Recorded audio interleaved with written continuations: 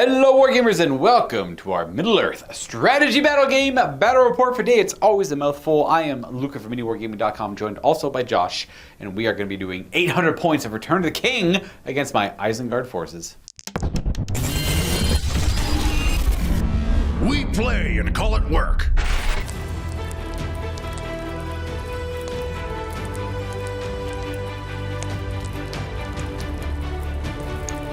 Well, let's take a look at the Isengard forces today. I'm going to run Saruman as my leader. I haven't run this dude in so long, I actually couldn't even tell you what he does, but I am going to learn as we go. He'll be leading a warband of 12 Uruk-hai warriors, a split of pikes and shields. We have one warrior in there with a banner, you know, the white hand, and 5 berserkers. Next, I'm going to have an Uruk-hai shaman with a spear and armor. He'll be leading 6 Uruk-hai warriors with crossbows. We're going to have one individual Uruk-hai with a drum. And lastly, we'll be running the other name character, well, one of the many named characters. We've got Lurtz, not Bertz, but the actual Lurtz today. I have with him 15 Uruk-hai scouts. 7, we're going to have bows, and then 8 are going to have a bunch of shields and hand weapons. And that there is nearly 800 points of Isengard. Did not pay for Lurtz's bow. Did not quite have the points for it. All right, let's move over to my force. I think this is technically like the first game I'm playing of this. I played one test game. Was it off camera? Yeah, with Curtis. Oh, okay. I don't recall any of it because it was months ago. But anyways, yeah, so 800-point force. We have Aragorn. You know, there being Aragorn. The Return of the King. You got to have him. Yep. So we have one Rider of the Dead in his warband, and then 3 sword and board, and then 3 spear and shield. I also have the King of the Dead, who's leading a very similar little warband, except for there's one more guy in there. I've also brought along a Herald of the Dead, and then Gimli and Legolas. Fitting in all the hunters is a little bit hard, but we're going to try and make it work in this one. Josh and I rolled up a random scenario today. It's going to be a Maelstrom of Battle, and these are some of my favorites because they are almost completely out of the player's control. This one is very simple in its effect, though. Hold ground. That's it. One objective right in the middle. The only twist is that neither player knows exactly where the warbands are going to be going because you're going to be rolling on a chart called the Maelstrom of Battle. And you do that at the end of your movement phase, so nothing actually gets deployed at the start of the game. And as we do the chart, you guys will be very familiar with how it works, if you aren't already very familiar with it to begin with. The game is going to end at the end of the turn, after which a force has been broken on a roll of a 1 or 2. So it's kind of got the random end, not the fixed end. And the way victory points will work on this one is 3 if you have more models within 6 of the objective than your opponent. That does get increased to 5 if you have twice as many models than your opponent does, you know, like a 2-to-1 or a 3-to-2 kind of, or sorry, 4-to-2, that's how math works. And then lastly, bumped up to 7 victory points and essentially a hard win if your opponent has no models within 6 of the objective and you have at least 1. Or, technically, counts 7 points if you have 3 times as many models as well. I forgot that point. And of course, there's always the same, essentially, secondaries. You get a victory point for causing a wound to the enemy leader, 2 if they're dead, and 1 victory point if the enemy force is broken at the end of the game, and 3 if yours is not. Here is our battlefield today set up, and our one objective right in the middle, like you've seen earlier. North, east, southwest, marked them, well, I didn't mention in the mission briefing, but north is that way, east, south, and west for the purposes of the Maelstrom of Battle chart. All of this terrain, minus a couple pieces from Adam, are from printable scenery, printed by us, technically. You got the STLs, and painted by, possibly Adam, actually. I don't know. I don't want to give credit to Adam unless he did, but he might have painted this stuff because he often does paint. He could paint stuff that looks like this if it wasn't him. Adam could have done this easily, no problem at all. And Table War is our battle mat. Now, the way this works, if you're unfamiliar with this mission type, we don't deploy armies. Actually, Josh and I are going to roll for priority to see who has to go first. And then at the end of our movement phase, which is kind of right away, we're going to be randomly deploying armies based on a chart. It represents there's battle going on elsewhere, and like whatever meager forces can break their way to this important part of the battlefield is who'll be the winner. So it's like either the Watchtower or this abandoned library, Sylvan Library, one of the two. Sylvan Library, one of my favorite Magic cards. Wait, Josh has first. All right, so we're going to go to, technically we do our movement phases at the same time. You do yours first, then we do mine. Very good. So we're going to pick a warband, we're going to roll on the table, and you're going to do what the table says. Sounds good. Ooh, the king first, is it We'll then? do the King of the Dead. Let's see where him and his boys are showing up. That's a 2. Boop. Show you guys the chart for now. 2 is your opponent chooses a point, either north or south board edge, at least 6 from the corner. And then they all have to show up there. I'm going to pick north edge of the board, this point here-ish, 6 inches away.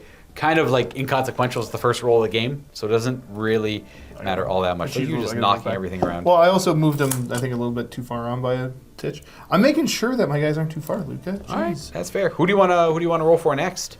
We'll do the Herald. All right, rolling up the Herald. The Herald's going to get a 6. That's probably anywhere you want. Well, this is the one roll I was hoping would get screwed up for you to break apart your army a little bit. So that lets Josh pick any edge or any, 6 inches away. So same one as the king, right behind him. Boo. Who's next? We'll do good old Gimli. All right, Gimli on his own. 3. Me picking west or east. So I'm going to say Gimli can show up right here. Okay, just move from 6 inches of wherever you made the board edge. Going to very dramatically jump off that rock and join the fray. And end up all on his own behind this one rock towards Love rocks, it's fine. Woo. Long, hard path for Gimli. All right, Legolas or Aragorn, up to you. Legolas. 5. Awesome, that's east or west. Not to be outdone, the friend squad. Perfect. They're going to work it out together. And then we have Aragorn to see where he shows up. Last one. Yeah. Are you ready? Bob. 4 is the same thing. That's where Legolas is going to end up. Ignore my warriors over here. I was just lazy and put them off to the side of the board. They're not showing up yet. So Gimli, Legolas, and then Aragorn is going to be coming up over here right with the King of the Dead. He does act as a banner for the Return of the King Legendary Legion, so it makes sense to have him around the majority of the warriors that actually care about it, because I believe it's only the dead ones. And then that's it. Your movement phase is done. It's my movement phase. Where's you have one more rider chilling over there? Oh yeah, sorry, he's supposed to show up here. With Aragorn. I'm going to roll for my stuff now. I'm going to start with Saruman's warband, and I'm going to roll this d6, and 2, Josh gets to pick. Josh is going to pick the southern board edge, the one near me. We're going to be showing up somewhere around here. You got a swamp to walk through. How do you feel about that? I'm going to try, I'm going to walk. It's going to slow my movement down by half, so I'm just going to go around it. There you go, even better. We're going to treat it like shallow water, but it will be difficult ground. No drowning in this little freaking sad farmer's lake. Can you drown in this game? You can, yeah. It depends on how deep you want to make your water. Hilarious. Oh, and everything, like the level of armor you're wearing reduces your roll, too, to make you more likely to drown.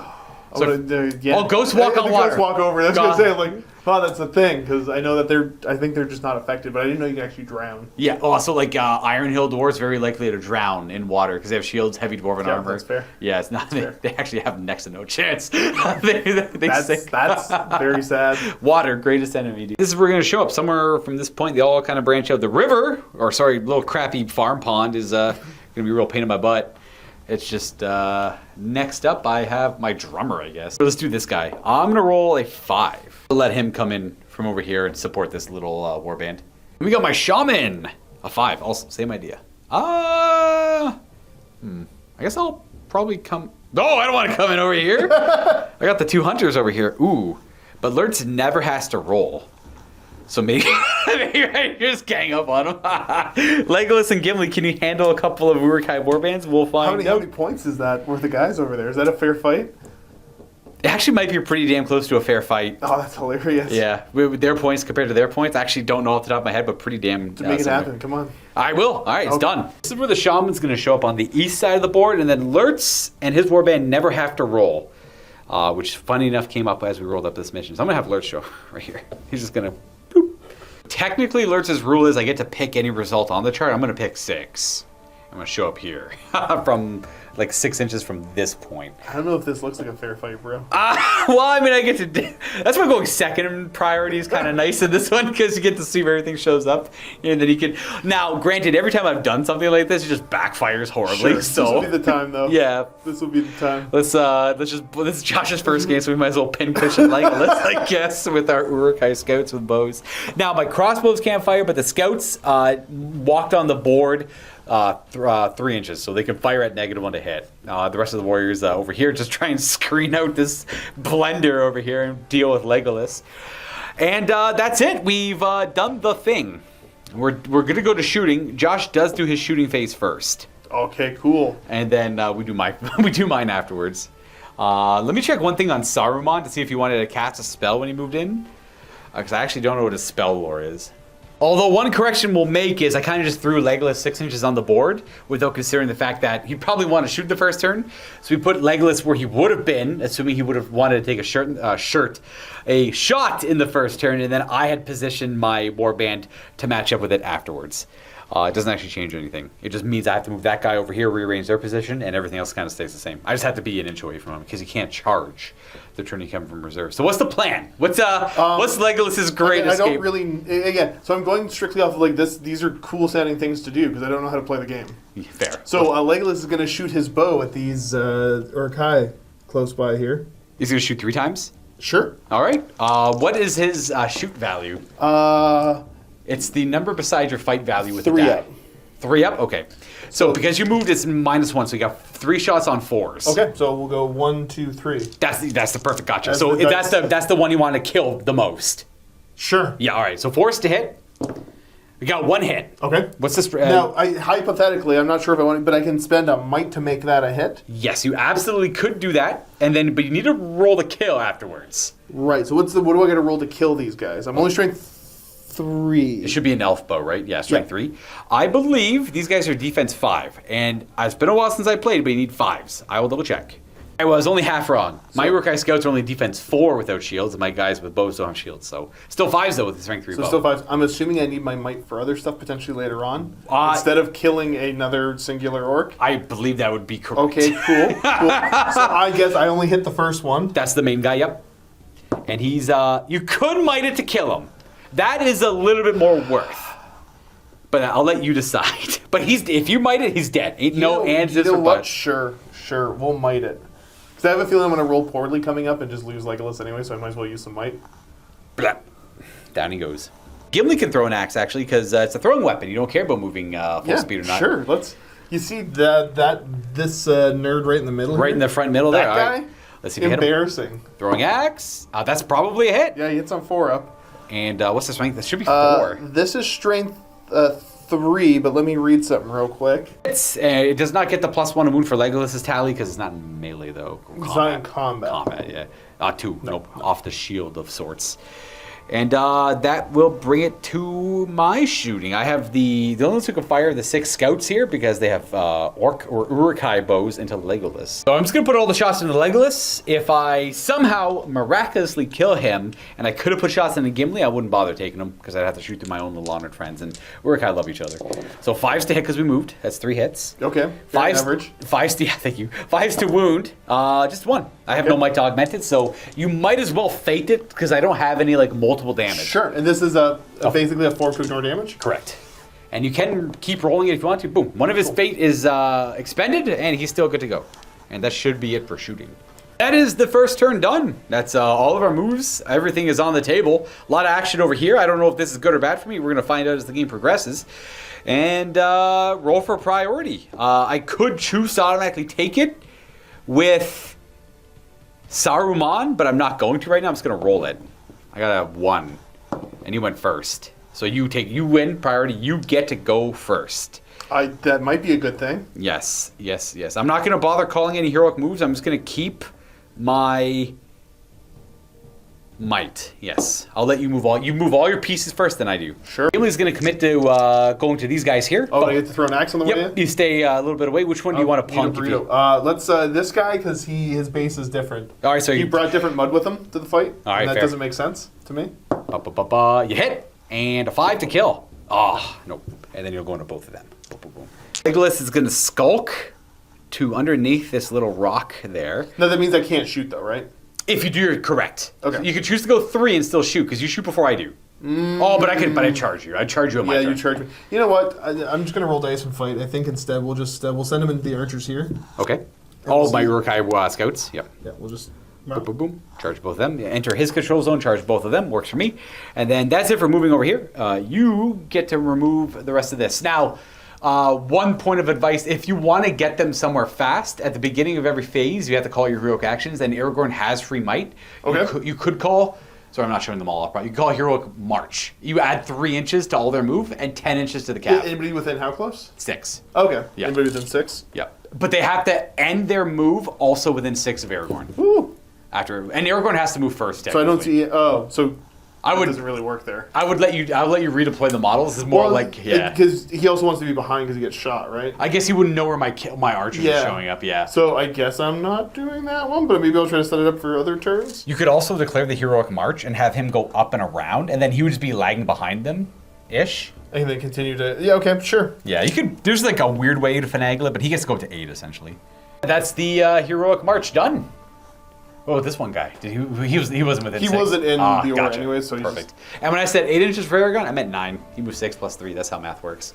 And then my move. I am going to probably reposition the crossbow line to over to here. I'll figure out where I want them to go. I'm going to cast Fury on the Shaman when he goes to move. I'll just do him first now. I forgot to cast last turn, but I figured it didn't really matter too much, so I'll cast it now. So he's got 3 will and 1 might. I'm going to use his 1 might to channel it, so it's got the better effect, and I'm going to use 2 of my 3 will to cast it. If I use the 3rd will, it's an exhaustion spell.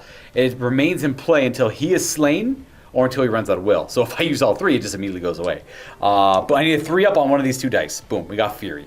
That'll give my Uruk-hai warriors a 6-up fate, effectively, every time they take a wound, and they automatically pass any courage check they're asked to make until he's dead. The Shaman's going to stay still. We're going to keep the archers within 6 of him, or the crossbowmen within 6, and take up that position. I don't really know what I want. I'm going to try to engage Ghibli and hopefully get lucky. I am just going to charge up and around him, and if he rolls well, he rolls well. If he doesn't roll well, he doesn't roll well, you know? He's just going to have to fight 5 Uruk-hai scouts, and then we're going to have this one charge Legolas. Legolas fighting those 5, Gimli fighting these 5, and then the remaining ones are going to reposition somewhere over here. They're going to do a full move. So like something like that, and then I got to move my other warband way over here. I'm not going to bother calling Heroic March with the drummer because I just need these guys to, I think, take the slow roll up this way because of the circumstances of this part of the battlefield. We're going to have Saruman kick it up this way with the banner and everything, following up. He's got a couple guys supporting him. And then I decided to have my drummer and the Uruk-hai Berserker split off this direction. I'm going to come up and around, so that way you can drum for them at least. I got to figure out what spell I want Saruman to cast. I guess Terrifying Aura would be the main one. I just have to look at something first. And I know I said I was going to do something last turn, then I realized it doesn't really matter, so I'm not going to bother. I use one of Saruman's might to heroically channel Terrifying Aura at the end of his move, I guess. So it makes it so he also causes terror. So when you charge him, you have to do a courage check. But because I channel it, I'm going to make it especially spooky. And you have to do courage checks on 3 dice instead of, and discarding the highest. This works on a 2-up. Very good. But we lose a might, though. We're down to 2 might on him. But that's an exhaustion spell, so that'll stay in effect until he's got no will. That's it for my moves. So you get to shoot first, but I don't think there really is much of that. Nope. I have no shooting myself because they just all repositioned. So we're going to go right to the fight phase. We're going to double check a few heroic actions here, but I think we're going to go right into it. I'm going to Heroic Strike with alerts. I'm going to go down to 2. Would you also like to call a Heroic Strike? Oh, I have to call it before I see your dice roll? Yes. Yes. I'm learning. Sure. Yeah, that's fair. I didn't let Josh know about that part. So I'm fight 5. Legolas is fight 6. I'm going to add D6 to my fight, stuck at 10. And then Josh is going to add D6 to his fight, stuck at 10. Okay. So you have a +1 advantage on me here. So sure. Are you ready? All right. So you go to fight 8. Okay. I also go to fight 8. Okay. Now, this is good for you because you have elven weapons. You win ties. How many? Legolas has 3 attacks. Go ahead and roll yours up first. No, you roll yours. All right, I got a bunch of attacks. I'm just going to do alerts. Alerts got a 6. Okay. There you go. So the other guys don't try to get a 6. You need a 6 as well. You can might a 5. You don't need to. All right. The player with priority rolls. On a 3, 4, or 5, or 6, I guess, you win this. On a 1 or 2, I win it. Okay. Mwah. Yeah, okay. You did that to yourself. All right. So I win the fight. I am going to strike you with all of these guys, and Legolas is unfortunately very trapped. Legolas has 3 attacks. He'll strike 6 times because trapped, and I need 4 because I'm strength 5. So Legolas suffers 3 wounds. He probably only has 3, but he's got a couple fate. He's got 2. Oh, he's only 2 wounds? Yep. How much fate does he have? He spent 1 already, so he's got 2. All right, so might as well roll him up. And you fate neither, so he's dead. Lurch just off with his head, right off the rip. And then my guys get moved back like a millimeter, essentially, just to show that they've already fought. And you know what? They don't need to move back at all. They're fine where they are. Okay, well, I said to Josh earlier off camera that I think our points are kind of close, and these guys You're like, don't worry, you guys are going to clean up. Don't worry about this. This is all fine. You technically have the capability of doing that, but you have to roll higher than a 2 on the strike, and then you have to roll better than a 1 on the tie fight for the elven weapons. And then we had the Gimli fight over here. I don't think Gimli's special rule works anymore, because... Oh, no. Oh, no. Well, Legolas does a kill tally. Well, Gimli is going to strike with his 2 hand axes. He has a higher fight than I do, and there's nothing I can do about that. So if you roll a 6, you win. I rolled a 4. But you have enough might to make it a 6. But you get to see what my roll is first. Okay. I have 5 attacks against you. I roll a 5, so you only need to use 1 might to win. Sure. Which I would highly recommend. Sure. Okay. So Gimli goes down a might. All these dummies get knocked back an inch as he just wards them off. No problem. And Gimli gets +1 to wound in combat if Legolas has a higher tally than him. It says in the same army. Technically, they're still in the same army. I don't know what the rule is. I don't really care. It's probably not going to come up. It probably won't a whole lot. Correct. It won't. This is the only rule that matters for. What's Gimli's strength? Gimli has a strength of 4. So I'm defense 5 with these guys. They all have shields. So you need 5s to wound. You can roll them. I think you do have to do these one at a time because the second you kill one of them, you don't get the +1 anymore. Okay. Yeah. So who do you want to kill first? We'll try this guy. Leave the open. Gotcha. So he is not dead. No, he's fine. Second attempt? We'll try this guy. You can keep doing the same guy over and over again. No, that guy had to die. All right, that guy's dead. Now you just roll the rest. They're all 5s. We'll say it's the same guy again. Yeah, then. I'm coming back to that other one. Nope. Did you have 4 attacks or just 3? 3. Just 3? All right, well, you killed the crap out of that one guy, and Gimli won the fight in extreme style. Okay, well, and if anyone's curious, at my break point, because I'm an Isengard, I have a bigger threshold. I need 66 to be destroyed. It's around like 15 or 14 models on the table to be broken. And then for the ghosts, like considerably less. They have about an army of... I think you got 15 warriors and like 5 characters or something. Okay, so 10-ish works. I've only lost 1 technically. I've lost 2. We're going to roll priority. I got a 3. I win ties. All right, I have priority next. You could heroic move with him, but there's not too far he could go. No, he's fine. He'll chill out. He's just gonna hang out right there, eh? I don't. Come back to this. I'm gonna declare a heroic march with that guy, the drummer. It'll just affect them, and then I'll have these guys move up as well. Okay.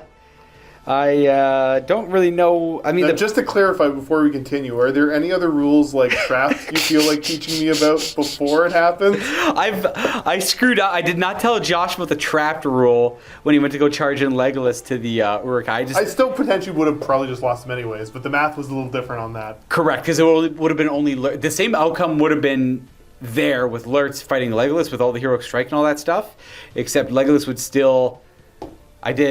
Who knows how many wounds I did with the 3 attacks to the 6 attacks. Yeah. So probably could have lived. He would have been stuck fighting Lurtz, I guess, but it would have cost more resources for me to kill him.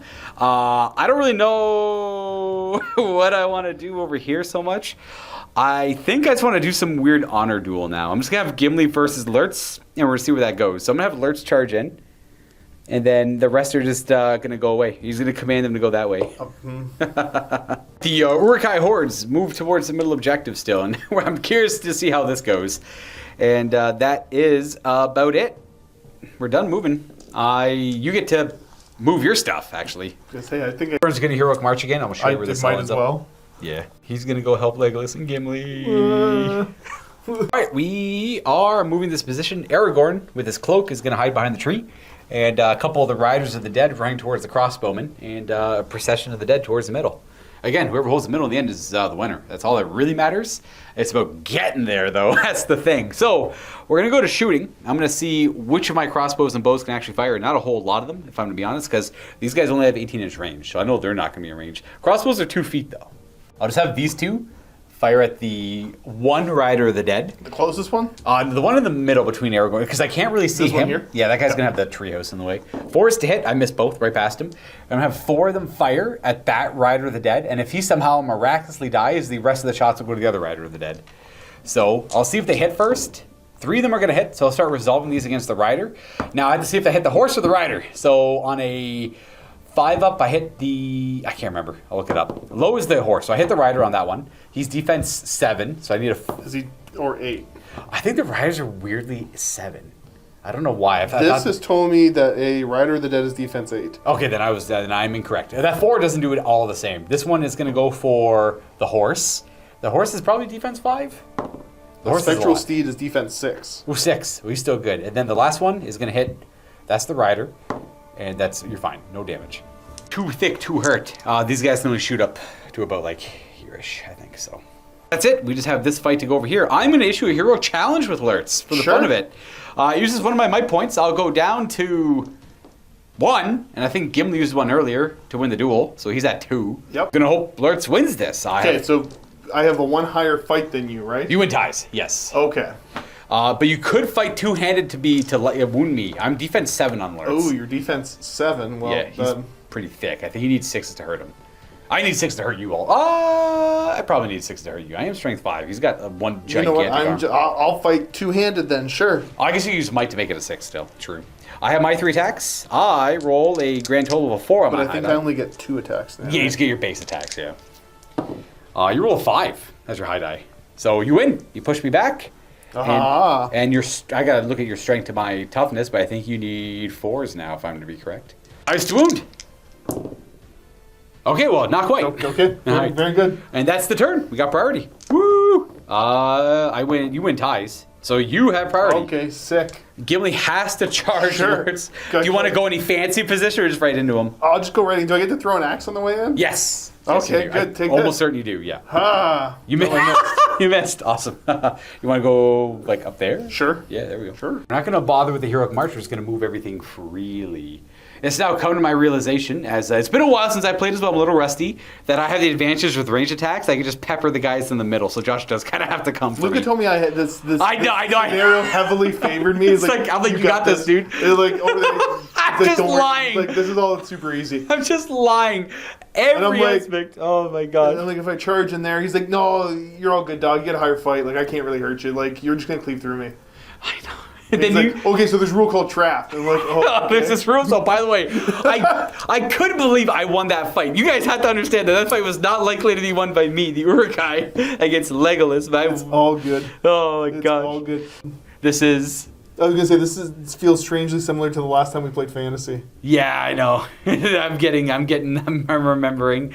Oh my gosh, I am like a horrible teacher when it comes to like war games. You are, but I think the difference now is that you like fully acknowledge and embrace it. I just can't I get in my own head, especially against her. I played the Return of the King so many times, like, oh, what a rough army to play against. But like Isengard can kind of put up a fight against it. We get a scenario. I'm like, oh, this could be hard to play into the Return of the King with. And then I start playing my list. I'm like, oh, I got like no problem, dude. It turns out Berserkers are amazing at fighting ghosts. And I'm like, I have Berserkers in my list. Oh God. Change the narrative in my mind. You actually have no chance to win this game. I'm gonna crush you. That's what's gonna happen. Yeah. That's how you teach war games to people who have never really played them before. You just absolutely lie to them about all the aspects of it at the beginning, then crush them. Yeah, honestly, this I was thinking about selling this army anyways. So okay. Damn it. We got shooting. Me. Did I move my? No, you had priority. No. Yeah, you gotta move stuff. I moved stuff, correct. Have our Uruk-hai creep up and around the building ever so slightly, and we formed up our archer lines. I moved these ones stood still. These ones moved, so they're negative on the hit. The crossbows obviously did move now to the shaman, and we got the eternal fight between Lurtz and Gimli back here. I'd love to see where that goes. And then we moved Saruman's little brick forward, kind of forming up some semblance of lines. I still have to work on that a little bit. And as he finishes his move, he is going to cast Command at 18-inch range. He's got 1 free willpower return. Might as well use it here. I'm going to target that one ghost. It lets me move him up to half his movement speed. Ooh, on a 4-up. But I get to reroll. I do. I'm going to move him 3 inches that way. He's going to go fight the Berserkers. It's okay. He's feeling it. He's feeling it. He can't stop me. I'm going over this way. Ooh, I'm a ghost. Ooh. That's it. That's I get a resistance to magic thing. Oh, yeah, you have MR. What does that do? You get a free will to resist it. I rolled a 6. So you get to throw a free die to stop it on a 6. Okay. Hey, no, all right. Yeah, you move over there. Yeah, then we go to shooting. Legolas is dead. So let's do all the crossbows into the horsemen first. I could and should be able to shoot all of them at the same guy. So I'm going to start with the guy closer, then work on the second guy. If I miraculously kill the first guy. So 4 is to hit because they works. And then one at a time, rider or mount. That's mount. Mount is alive. Second one is mount. Mount is alive. And the last one is rider. And the rider is strength 4 to 8. Too damn spooky. He's got a shield and all that. He does, yeah. We got these 2 bows firing to him. These ones move, so we're looking at 5s. One's going to crack a hit. That's the rider. These are 6s into 4s, I believe. And then we have these 2 who didn't move. And then I'll go... Oh, nice, they both hit. And I'll go ahead and just roll those 2 against the other guy, just in case they both miss. All right. What do they hit? They're hitting rider. And then... Nothing. Oh, good rolls, though. Brings us to the fight. Okay, cool. Would you like to fight two-handed? Oh, Or one? I only have one option. I'll fight the 2. Oh, because I'm -1 to this roll, right? You get one less. Yeah, you get one less die to attack. But with. I get +1 to wound. You get +1 to wound, so you can become 6 to 5s or 4s if you use You know what, I'm gonna swing with the both axes. All right, both axes. All right, I got a 6. Ooh, nah, no Might's gonna help that. Cool. We're gonna knock him away, and your defense. I think I'm 8. 8, yeah, it's pretty high. None of those are gonna work. Fight is gonna go nowhere real fast, let me tell you. Okay, well, meanwhile, we have the game going on. That's it, we're on to priority for the next turn. Woo! I got a 3. Oh, okay, very good. I go, me. I'm the priority man. Well, Alert's gonna charge. Okay, cool. We're gonna slowly bring the fight this way with fighting. Can't charge the riders because they stayed outside of 6 of my guys. My guys have frenzy, so they can charge through the terror. I think I'm just gonna back up, I guess. I'm gonna keep the crossbows still. I'm gonna move the bows a little bit though. They're all gonna move this way. We're gonna keep all the archers still except for those 2 who moved and the crossbows. And then I'll move some of these elements. I think I'm just gonna move Saruman forward. I'm going to try a Sorcerer's Blast to like just disrupt the ranks a little bit. All right, they all move up there. We are going to Sorcerer's Blast that guy. We got within 12 of him. And I have no idea what it's cast on. I use one of my free magical dice on a 4. That's a 2. I am the Lord of the Astari. I get it on a 5. You have magic resistance. Okay. 5 or 6 to ignore. All right. That didn't work. Get out of here, ghost. So I hit him and the King of the Dead. Very good. They're knocked prone. The King of the Dead takes a strength 3 hit, so he's fine. And then the guy himself who gets knocked over takes a strength 5 hit. Yeah, so they're knocked prone, but it won't matter because Josh's movement's about to happen. Just those 2 models are at half move, as opposed to 6. And that's it. You can move your stuff. Oh, they coming! Here they are. All right, that's not great. And that was the Heroic March, by the way. Forgot to mention that earlier, but we're going to kind of best bets to rush enemy and start forcing things to die, or else the game technically never ends. And I can just keep doing both things. These 2 have to still move, but... Okay, explain how this works. You just move 10 in combat. I just moved 10 into combat. Yep. Do I get something special for, like, charging in with cavalry? Yeah, you double your attack, or no, you add 1 to your attack, in their case doubling it, and if you win the fight, I'm automatically trapped because you're not I prone. can just... Oh, I know! I learned trapped is a good rule. Trap's damn good. Trapped is a good rule. Then he can go for some bow boys if he wants to. I mean, the crossbows are more dangerous, I guess. I will let you know my guys have a higher fight than you do. Yeah, well, that happens. Because we're Urukai. Gonna go right into him there. That's fine. Okay. I've already done my move, so we go to my shooting. I'm gonna just start by... I'll put a couple shots. I'm gonna start hitting this brick of dumb ghosts in the middle here. So I'll do those 2 who moved. Yeah, so I'll do all these 4, and I'll just start like that way. Way down. Yeah. Correct, yeah. So I'll do the 4 who didn't move, and then here's the couple guys that did move. They all miss, and these are strength 3, so 6s at least. Let's reroll that. Okay, and then on a 4, nope, it would have killed the guy. These 2 all 4 of these crossbows can fire. They're gonna fire into the combat and hope for the best and not kill my own guys. We're gonna start with that guy there as the main target. We hit 3 times, and then I have to do in the ways. I'll do the first one. Does it hit my guy? Yep. Does it kill my guy? Strength 4 to defense 5? No, it doesn't. We're good. They have armor. They're defense 4 base. Next one. It hits my guy. It does not kill him. And the last one hits my guy. It does not kill him. All right. Oh, see, you're rolling hot. There we go. It worked out in the end. All right, well, I had priority. We're going to do this fight first because that's an interesting one. I guess is technically two-handed or what? We'll do the 3 attacks? 2 one-handed. 2 one-hand attacks? All right, I got 3 as my high die. 6? Okay. All right, you beat the crap out of me. You need 6s to wound me now, though. 1. I'm going to fake But I can... Oh, you can fake that as well, yeah. Or you can might that. It's a might, not a fate? It's a might, yeah. I will might that. So I fake the first one, and then I take a wound. I have 2 wounds left. It's a bad start for Lurtz in this epic duel. But it's going to take a while for this to resolve, I suspect. Now we're going to do these horsey fights. We'll start with this one up here. You have normally 1 attack, but you get 2 attacks against my warrior. So you just roll your 2 dice versus my 1. I got 3. You got to beat a 3. You do. So you knock me prone, and you roll 4 dice against me to kill me. 4 dice. Look at that. It doubles up when it's trapped. Trapped. And you need, I believe, 4s. Based on your courage? Yes, I'm courage 2. So you kill him twice. I got 2 6-ups. He's dead. Boom, boom, boom. That's that. And then we just do that one more time. Got 1 attack. I got 2. You gotta beat a 2. You do. He's knocked prone. And 4. That's 2 feel no pains I gotta make. I'll make 1, but it's not enough. He's still dead. And that's that. Well, that is the end of the turn. We got priority. You win ties. That's 6. 1. Me. Okay. Well, Oh, you're missing the most important one. what's that? Oh, yeah, sorry, my bad. Charge. Embarrassing. Let's go this way.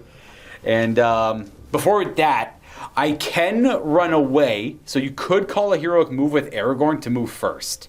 And I can use that to charge? Yes. Let's go get them. Ghosts. Now, I could heroic move with Saruman to try and run away. Then it's a roll off to see who goes where. But I think I'll just let it happen. Okay, cool. Aragorn's going to charge right into that warrior there. Then the rest are going to follow suit. And as you call that heroic move, I'll call it heroic march with these guys so they can move a little bit faster to come up and around. Okay. This ghost is going to try and charge Saruman to stop his magic, but I have Terrifying Aura active. So you get rid of the 3, and you So roll I don't equal a 10. So he just stays there? He just loses his turn, yeah. He's too afraid to commit to the charge. Well, that's not a great position to be in, but we're going to try and make this fight happen. I get to do the rest of my moves. Well, I have to resolve the heroic march, I guess, technically. Them filtering through this abandoned tower. And then a few other things to move. Don't love the idea of fighting Aragorn here, but, I mean, I'll worry about that later. It's just hard to charge ghosts because they have terror. So, and this guy has a 12-inch aura of -1 to my courage. So I'm actually courage 2. Luckily, we're courage 3 as Uruk-hai, so still...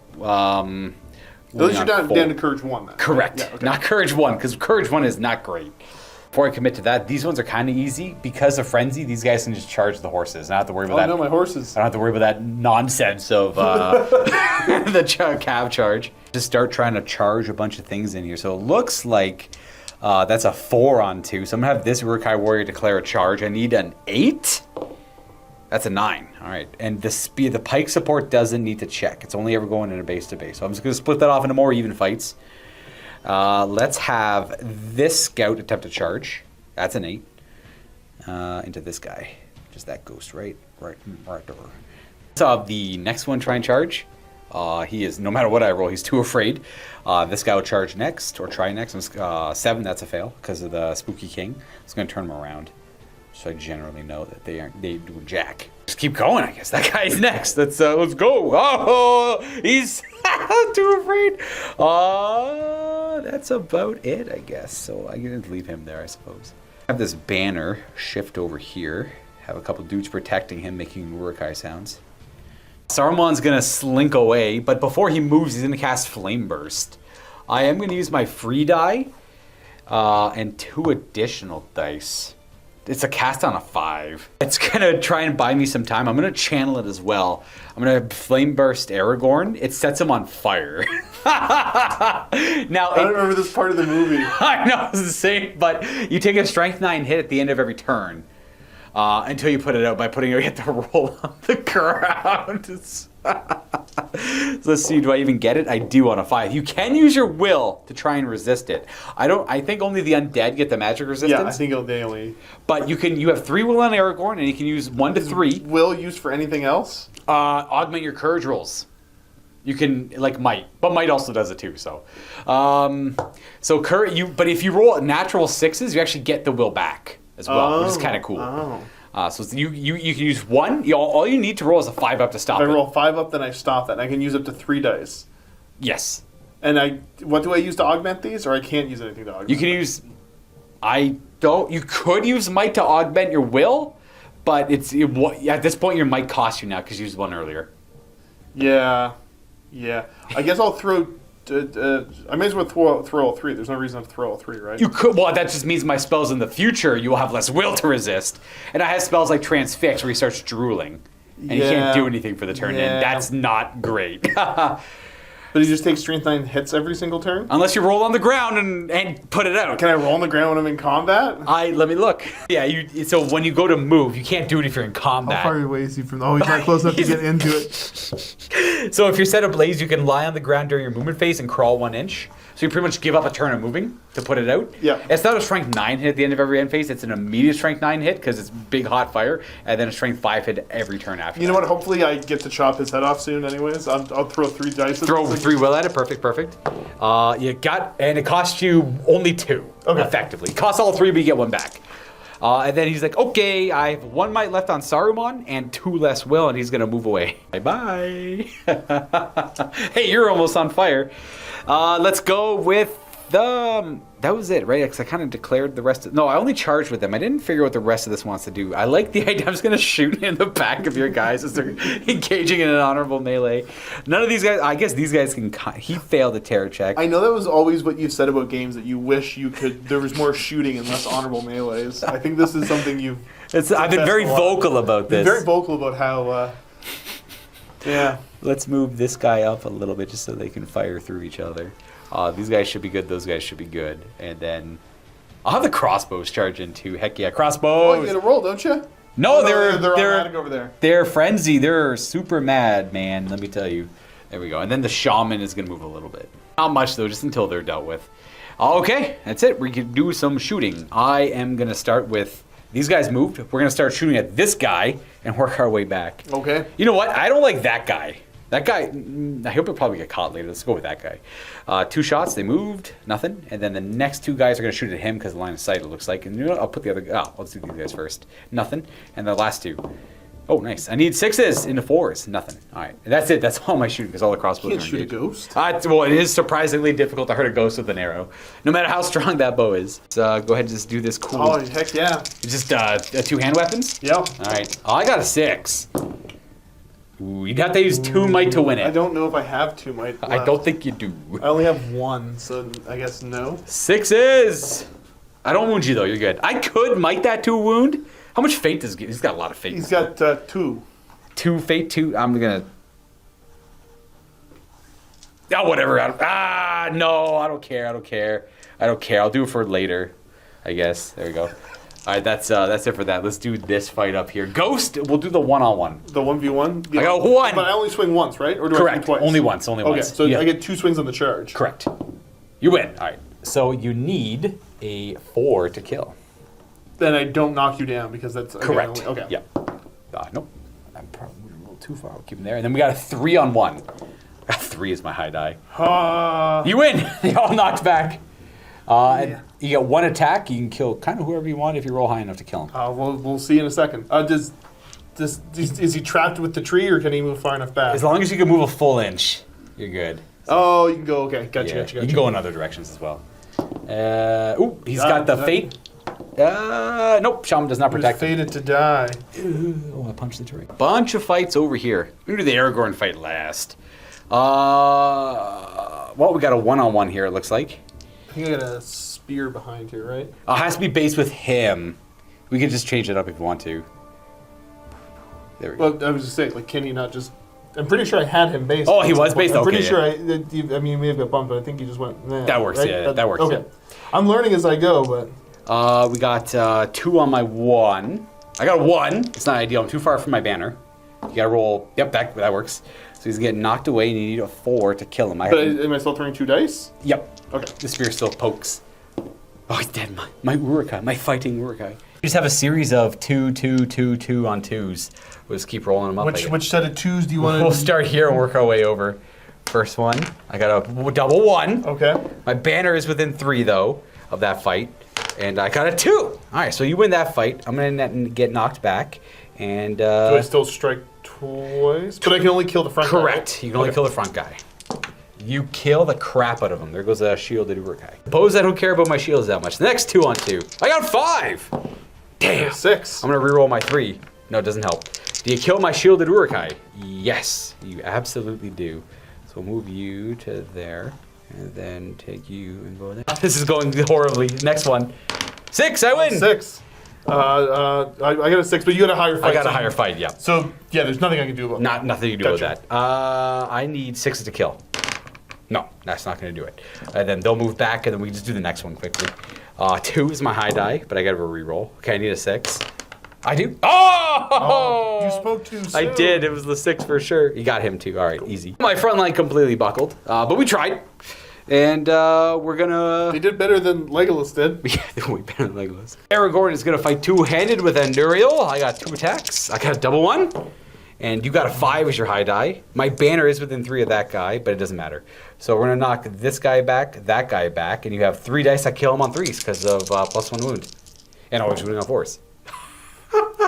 You could might it to kill him. I could hypothetically, but that's probably not super good. Right? I don't know. I don't think I would personally, but maybe. Just gonna sit there and chill, I guess. That's it. We're on to the next round. I got 6. Yeah, and you win the thing, right? No, I had priority last turn. You win ties. Me. I'm the priority. And I can't spend anything to do with that. No, but you can heroic move for free with Aragorn if you want to move with his little brick first. But that means you won't have free might for the rest of the turn also. I'm not going to use heroic march. I'm going to heroic march these guys to get them in a better position, just to get them up there. And that should be it for the heroic move. So I'm going to go ahead and resolve that. And then do a couple of charges over here, and I'll be right... Well, I'll do these ones. Technically, the heroic march is first, but whatever. We'll go you there, you here. I feel like there was... Oh, the other guy went over there. These guys are just going to jump in there as well. Bam, bam, bam. Just to try and get that stupid horsey, man. And of course, let's just do that. Yep. And then the rest of this I'll figure out after I do the march. They're going to end right there. Let's have this guy charge Aragorn. I don't believe Aragorn causes terror, so we'll have him go there. No, I think it's just the ghost too. Then I have to do a lot of difficult charges over here because they're all courage 8 checks. So let's just start with that guy who's facing backwards. Lo and behold, he's too afraid to continue. The other guy right beside him. Yep. So I'll keep them as they are. We'll have this guy declare charge and the guy kind of beside him. Okay, we're good there. Haha. And then let's just have some pikemen try and go in. We'll have you first. 8, that's good. We'll have you go right here. Boop, and then we'll have pike support. Boop. Then we'll have this pikeman. He's spooked. Let's turn around, I guess. Have this guy go. Yep, he's brave. Let's have you go up here, though. Oh, you would have had to go for that guy, actually. And then this guy is brave. He'll go in to help to that fight. The banner over to this guy. We're going to have this guy and go and also support into that fight as I shift things around. Then we're going to have Saruman move last, actually. I got these guys to still move. I'm going to have this guy go about to here. He's going to go up and around, not really do much, though. And then Courage. Nope. Courage, next guy. Nope. And then that's kind of it. I will move these a little bit. We'll have you go up this way. And we'll have these guys go kind of up that way. Generally around 3 inches. We're going to keep him there because I kind of... I'm going to bank on them winning the fights this time. I'm going to move him forward. Bringing it in. That is it for my moves. You get to go ahead and move whatever you want. Okay. Saruman's going to move over this way. He's going to transfix Aragorn. He's going to make you drool. I'm going to reroll because I'm the Lord of the Astari. So you can use will. It works on a 2. Oh, it works on a 2. Yeah, his is a 2+. So you use my last will. You just need to roll a 3 to stop it, but that's your last will. But essentially, so I can't defend myself in any way right now, right? You can defend yourself. But I can't attack you? If you win the fight, you can't kill anyone. You just push them away. Okay. Yeah. Right. Works for me. Boom. And then that is it. You get to remove ghosts. Some ghost movement. We have 1 spear support and a ghost coming this way to help Aragorn out. Aragorn can't strike, but they can still use his attacks to help out. The King of the Dead rushes in. And then a few other elements just kind of come in to boost up the numbers on where the fights are, as you can kind of see. For most of them, we got a couple of fights over there as well. And that should be it for movement. As for shooting, I don't really have a whole lot. I think I'm just better off just charging the combat with them and avoiding any real spear or shots or anything weird. Because the The way I ended up, it didn't really line up too nicely. They're just all drawing land sight through each other in a lot of ways. So we'll end it there, and we'll go right to fighting. Do you mind if I just move where my herald is? I'm realizing he's kind of... Oh, I want him to closer to the buddy. Yeah, he's going to come over here and say, oh, hey, guys. Hey, what up? Boom. That means we're going to go on to this fight. The eternal fight. This is what I want to do first. I assume 2 end for your 2 Oh, yeah, one-handers. buddy. I got a 6 as my high die. Oh, but you win. You got a higher fight. You need 6 to wound me. Or 5s with mine. Nope. I could might want to bring you down to 1 wound and then have no might left. You need 2 might to get that to a 6. You need 6 to wound. Oh, I need 6 is my bad, yeah. Yep. Since I got priority, I do want to do this fight. This 3-on-1. 3-on-1? Because he is trapped if he loses. Because his buddy, who's already in a fight, can't make way. A 6, I win! Yes, so you just roll a wound? Yeah, I'm going to go for the rider. I need 6s because I'm strength 4. But I get to roll twice. Please die. I got him! There we go. Cool. I killed the rider. And that's because you're strength and I'm defense 8, right? I'm double check. 4 is the threshold for 8, though. And the horse runs because he's got no fight value. Now it's a 2-on-1. I roll 4 as my high die. 4 is your high die? 4 is the highest I can go. Beat the crap. All right. I have no Fury this time, so you just kill if you roll high enough. And that is not quite high enough. But it's going to be harder for me to charge him now because I don't have auto pass courage. Let's go to this 2-on-1 I have here. I got a 4 as my high die. You got to roll a 5 up to win.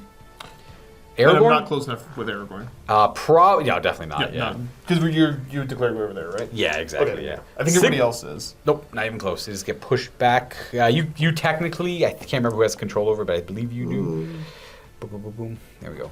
And then, don't want to really do that. Let's just do that fight. See what's up. Why not? I'm gonna shield, I guess, with that guy. Shielding is a special weapon if you have you double your attacks, but you can never kill anyone. Oh, okay. So I'm only swinging with these 2. Aragorn also attacks. You get the whole pool of dice, but only they can strike to kill. I got a 3 as my high dice, so yeah, you win. And then the 2 ghosties can try and kill him on a 4. And lo and behold, get stabbed. They do. Let's get this fight out of the way. It looks like a 3-on-1 for my pikeman. That was that die there, the 5, not the 6. But I could reroll if I need it. I don't. I win. Aragorn's within 6. The banner, so I can reroll 1 of these? Yeah. You're looking for a 6. Nope. No. I'm going to try and kill a ghost. I don't. Not quite. Then we got a 2-on-2, 2-on-2, and then this horrible fight here. So we'll do the first 2-on-2. 5 is my high die. You have a banner to reroll if you need it. No, I win. I don't have to bother rerolling. And then I got 2 strikes looking for a 6 to kill a ghost. Not quite. That's up to a 6. 1 more. 2-on-2. 6. I win. Yep. I kill. Okay, so this ghost is dead? Yeah, and the other guy gets... you always move back first and then check to kill, so the one guy in the back will be pushed back as well. But that doesn't change too much. And it looks like we have the King of the Dead, 2 honored friends against my 2 pikes. The King of the Dead has fight probably 5, so you went high. So I got a 6, though. 4 attacks. I do have a 6. You just need to have 1 6 as well. You don't. We have a banner. Looking for a 6? Nope. I'll push them back. I got 2 attacks. King of the King would be cool, but I'm going to try and go for the ghost. If I roll 2 6s, the second one will go into the king. I got not a 1. There we go. That there is the round. We just keep grinding it out. I've realized that this fight's probably going to go nowhere. And I guess it's technically a trade up for me by 5. How many points is Gimli? 100. 105 because he's got a cloak. Okay, well, Lurtz is 95. Yep, there you go. By a little bit. Lurtz gets Legolas and ties Gimli up. You win ties, though. No, not quite. Cool to get priority. Only me, dude. Only me. So that's going to happen no matter what. Do you want to call any heroic moves? The king has quite a bit because he can use the Herald's Will to call heroic moves. Yeah, let me take a look. Yeah. So we decide to use the King of the Dead to call a heroic move using a special... Ended within 6 of them. I think it cheated a little bit. Oh, no. No, you're good, yeah. Using one of his special rules that allow him to draw on the will of the Herald to actually call heroic actions. So cool little interaction there. I like for the Return of the King list. I think that's just a Dead of Done Hero ability, actually. Yeah.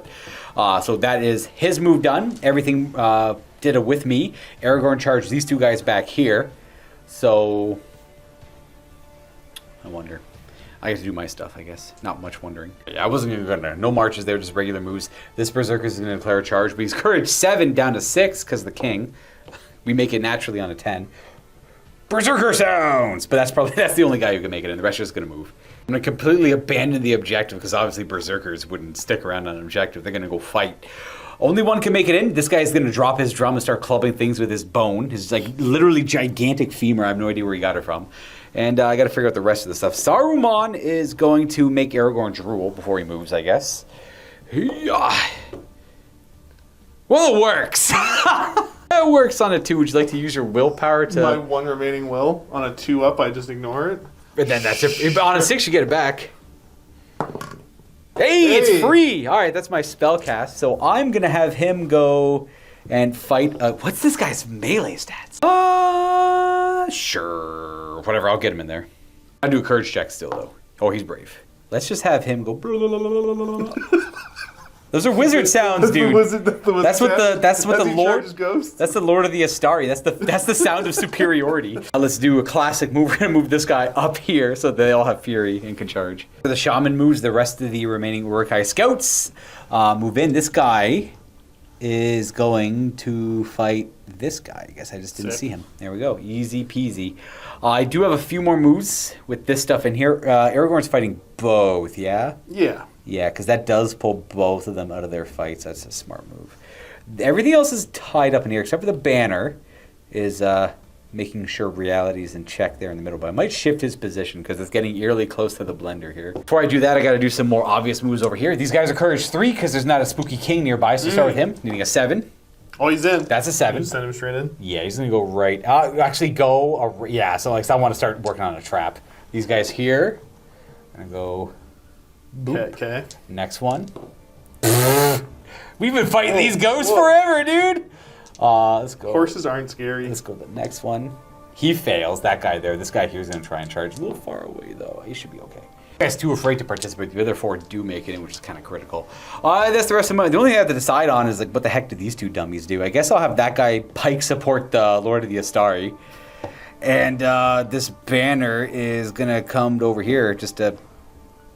It does nothing. He does nothing, dude. He's going to stay right here, I guess. Let's just go base with both. Sure. Let's just see where this Uruk-hai sandwich goes, I guess, after everything is done. You want to do this one first? Yeah, the one we've been doing first all game. Yeah, it's my favorite fight. Let's go. 6! 6! I get pushed back. You need 6s. Keep her going. So these guys can't hurt each other. You get my 4 attacks. I got 6, I win. Okay, yep. Interactive, let's go. I need 6s to kill. I'm gonna hit the guy on top. He is dead. Okay. So we deal with the cav on the flank and my archers are free. And I guess we'll do this 4-on-1 right there. 4. I win. I get to reroll because he's within range. I have a reroll 2 if I... 5, come on, no. My reroll's actually too far, you win. He actually knocks all 4 of them back. Why couldn't you guys roll higher than a 5? Alright, murder. I do have a 6 up now. Shaman's there. Oh, he's dead. No. Who do you want to kill?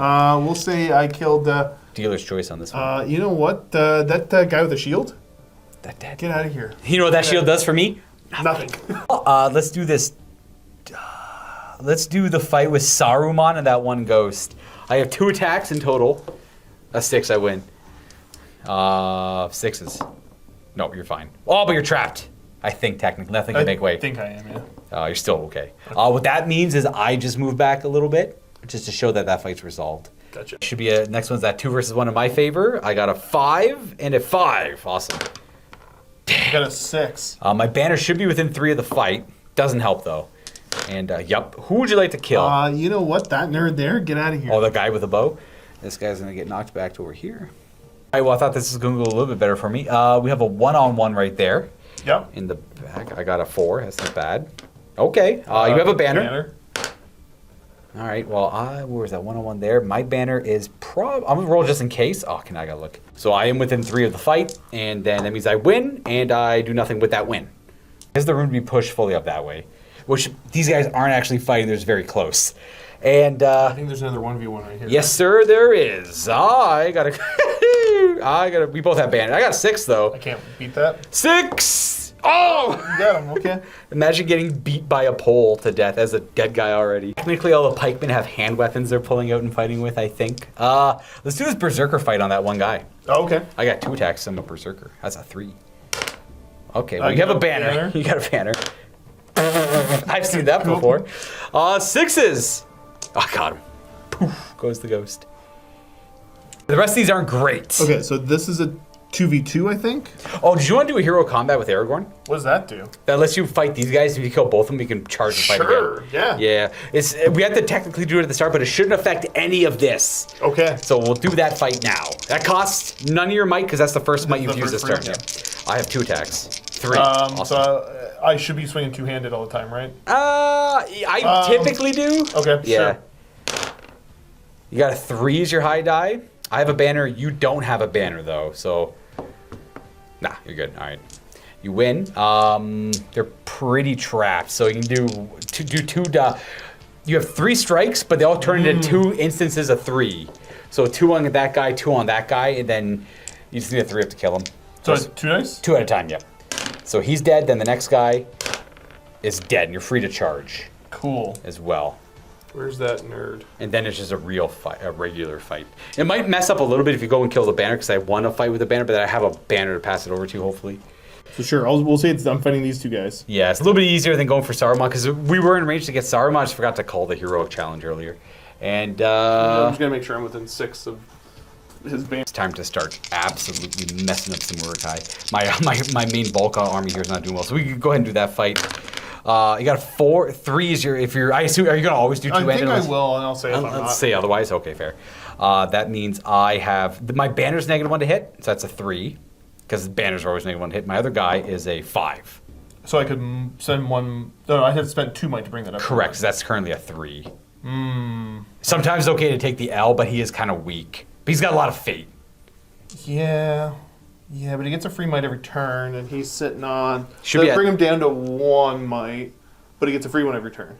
Use 2 of your might here, going down Sure. to 1, making this a 5, which wins the fight. And then I guess you probably want to do the pikeman first. Now, how many swings do I get here? 3. Well, 3 instances of 2. 3 instances of 2. Yeah. So we'll do the pike first. Because he's currently trapped. He's dead. And then the banner. And then you just do 4 into the banner, essentially. Boom, boom, boom. They're both... this guy's got to feel no pain. He's dead. And then this guy's too far away. Boom and boom. There we go. Not bad for Aragorn. There we go. That should be most of the fights resolved, except for the ones on this side of the field. It looks like this guy was probably fighting him. That guy's fighting those 2. Yeah. And then the king's fighting that guy with the herald. And then this guy's fighting 2. So we'll do this one here. I don't know why I rolled 2 dice. I'll keep a 3 as my... There we go. I got 3. So sure. So this one you're calling? You win! My banner's dead, and also too far. 4 is kill. Yeah, so push. And then we have... So this guy, because I've got spear support too, right? yeah, so you have a lot of attacks. I got my 1, 2. That's not going to do well. Oh, yeah. And then you should be 4s to kill, effectively. And I'm still, throwing 4 dice. The king might be higher strength, but whatever. That's enough to kill him. Boom, boom, boom. Got a 1v1 right there. I got a 5. You do have a banner. No. No. 6. No. Just pushes them away. And then I believe we have one final 2 versus 1 to resolve there. Aha! 1! My banner's dead. Nice. And then 4 to kill. Oh, my work. Still have to kill about 10 more of my guys to break me or so, but that Which is... I don't really want to do because you have the objective, right? Correct. You don't want to break me yet. You want to push through these guys and get back to the objective. Because if the game ends the turn after an army's broke, so I can see if I'm broken and then go back to the objective. Gotcha. So I have 1 turn to do that. But then my guys might run away. But Berserkers have high courage. But priority, you win ties. I got a 5 again. Whew. Oh, there you go. You win priority. I know Saruman has a way to automatically win it, but I don't think we really need it too bad. And I am going to... I think I want to do a heroic move with Saruman with my last might. That means he can move and everything within 6 of him can move as well, I guess. Would you like to counter-call that with anyone else? I will counter-call that with the king. And then use the Herald's Will. Yeah. You have priority, so you roll off. Evil always wins on 1, 2, or 3, which means I just resolve mine first. So it's a 50-50, essentially. Well, you roll a d6 on 1 or 3. I get to do mine first. You sealed your own fate. So I resolve mine, then you resolve yours. So I'm going to have him go. I'm going to transfix Aragorn on a 2. I got a 6. Okay. So you do have 1 will left. I know, but I got to roll 6 to stop Yeah. it, so I'm drooling. Immobilize there, and then I'll just have him do a courage check. I kind of have to go with him. He's courage. I have no idea. Courage 7 down to 6, so he's just going to charge into this guy. And then the rest of the guys here, this guy's going to do a courage check. He needs 8s, so he's done. This guy, moved Aragorn. This guy here needs 8s. Nope. That guy there needs 8s. Okay. Let's go there, I suppose. And then we have that guy beside me. 6s fails. Guy beside him passes. You get Fury close by. Oh, thank you. Yes, I forgot. Yep, that guy's just going to go in there then. That's right. That's why Fury's so good. You're going to go there. We're just going to have a bunch of guys slamming over this way. So my with me resolved. So I guess the main one that's, well, it doesn't really matter much. The king can still resolve his, but it's your turn normally. So Yeah. the king does his. He doesn't have to call with me, and then everyone else can move. We got to do a courage check because the King of the Dead is now going to charge Saruman, but you have to do it on 3d6, taking the 2 lowest.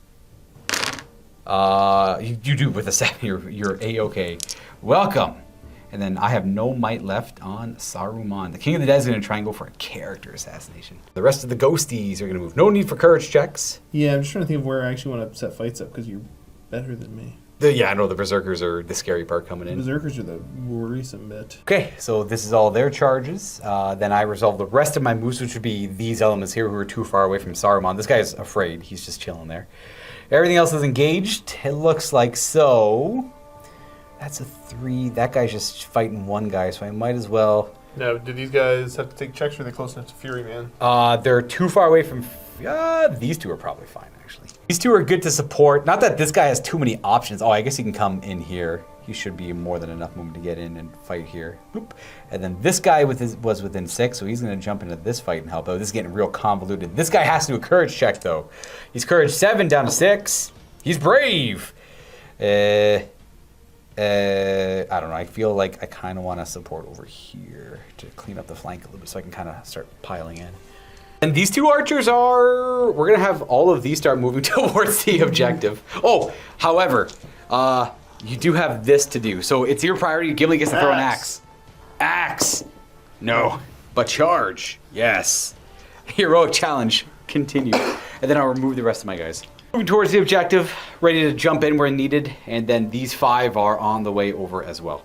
And this fight's just ongoing. So I got no shooting to do. They all moved their full. So let's just do the legendary heroic challenge first. Aha! I got a 6. I keep rolling 6s. Not bad. But it's not enough against Gimli. Alright, so you could might that to do a wound. Oh, jeez. That's your last might? Yep, let's do it. Alright, wound. I don't think I have any fate left on him. He's got 1 wound. 1 might, 1 will.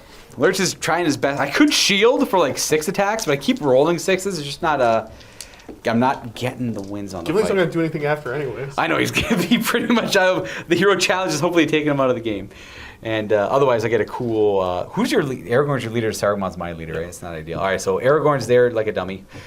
You have priority, so Let's have the King of the Dead try to stab someone there. Now, I'd have to use the... What can he do for different things? So that means this fight's pulled off to there now. The King of the Dead is going to call a heroic strike using the last will point from the Herald to get d6 more fight value. It doesn't matter. It doesn't matter. We're both the same fight. So if we get a tie, you win. You want to do this fight right now? Yeah. All right. I got a 6. Why are you the way you are? However, you did as well. So we're going to knock my butt back. And then as long as one of these wounds get through, I'm dead. But I think I still have to swing on your courage.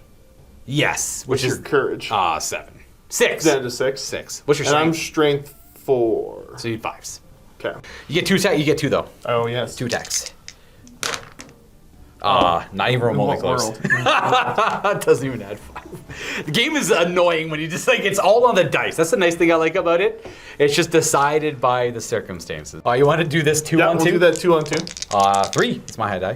You. I get the you got the brave Aragorn. Aha! Aha! Excellent. Take that, you fiend. Unfortunately, I'm courage 6 after the modifier. So you need 6s? 6s, I think. I'll double Sure check. it's not I'll double check. 5s? The need 6 is double. My defense is double your strength. Okay. Which one next? I'll do this one. It's a 4 on 1. Come on. I win. Okay. Yeah, I guess it doesn't matter, yeah. 6s. You're good. You're just pushed away. Boom, boom, boom. Ooh.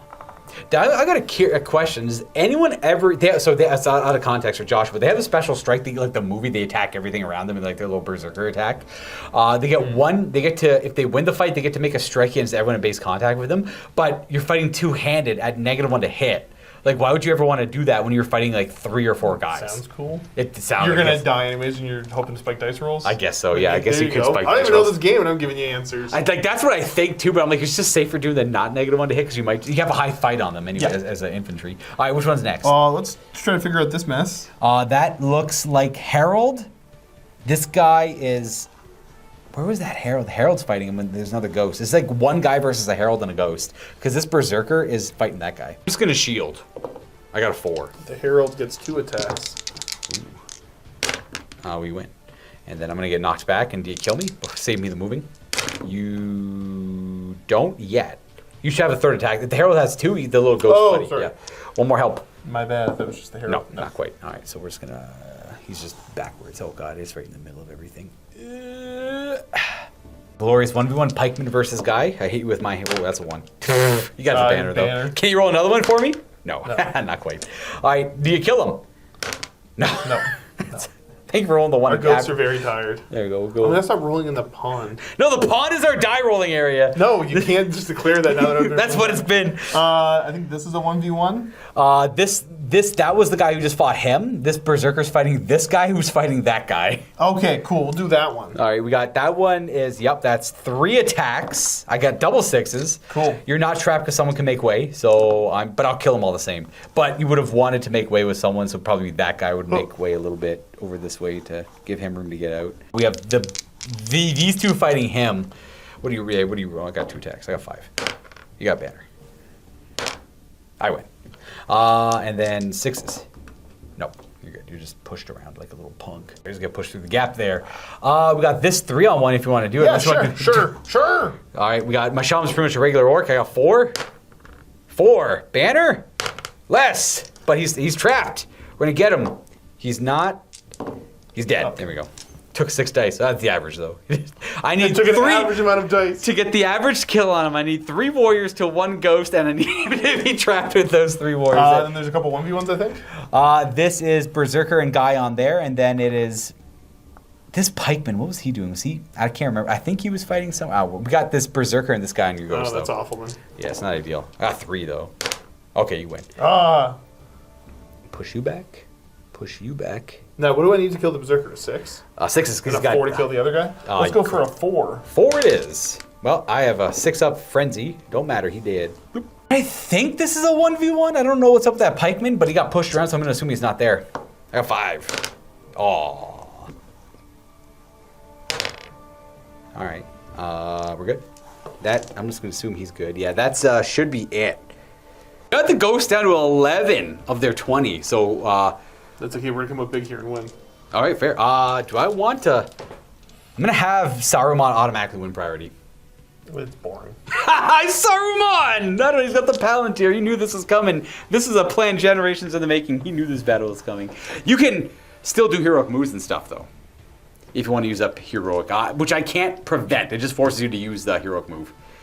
Everyone's going to call the free heroic move. If you want to charge Saruman, you got to do a courage check, though. Sure. With Bracer Aragorn. 3 dice. Take the high. You're good on the 9. 3 high dice? No! My magic! Stop it! Everyone was within 6 as part of that heroic move. So this is where he started ish. He'll go over there. You're just moving further away from the objective. Ooh. There we go. Now I'm moving closer to it. Yeah, you're gonna get that Berserker for sure. That'll always be a 2v1, absolutely.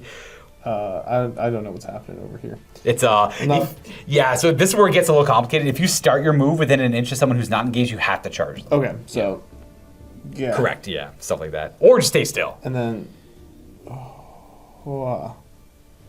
yeah. The king has to go. Yeah. So these guys are stuck fighting this nerd then. You could. So now they're not in base with them. They can go off and do something else, or the other way around. One of them could charge, and then the king's free to go do something else. All right. So. And then wait. No, it's not part of it. Yes, I have. I was gonna do this over here. Yeah, I have priority. Come on in. I just don't get to throw an axe. Me. I only have 1 wound left. Okay, the rest of these would be some berserkers charging. I have you. I'm gonna trust. Is he in range of the? Oh, frenzy. He's too far away. But we're courage. Good enough. Courage 7 base, -1 because of the king. Well, if you go that way, that guy's gonna do a courage check.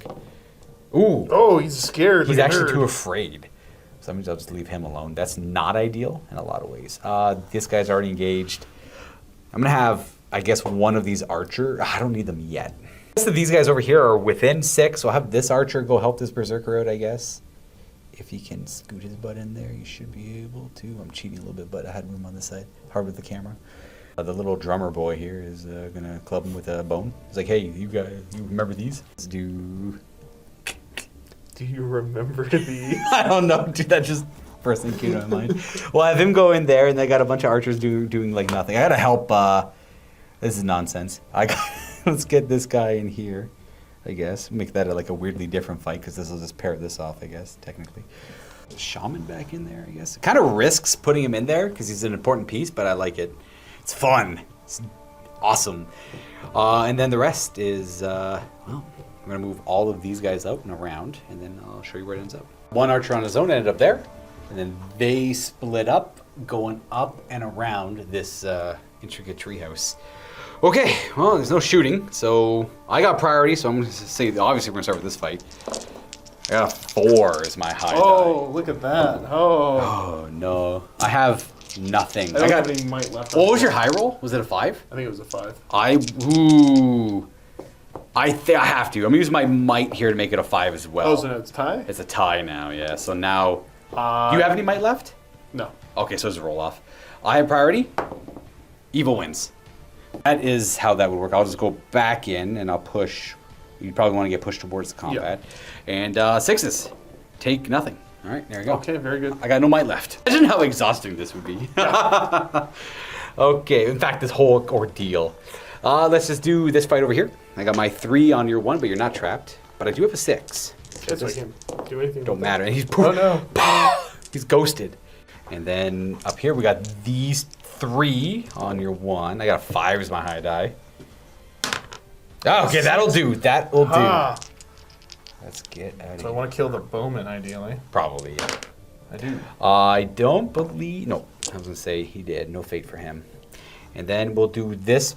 Berserker was fighting this one guy, I guess, technically. Yeah, I guess that makes sense. And then the Bone Man is fighting someone else. Banner. Nope. No. 6 is to kill. Nope. It's pushed off. We got the drummer fighting the one guy. I got a 2. I don't think I have 2 attacks. No, I don't think I have 2 attacks. Ah, you win. Okay. Drummer has 1 fate, I'll have you know. He's going to use it right now.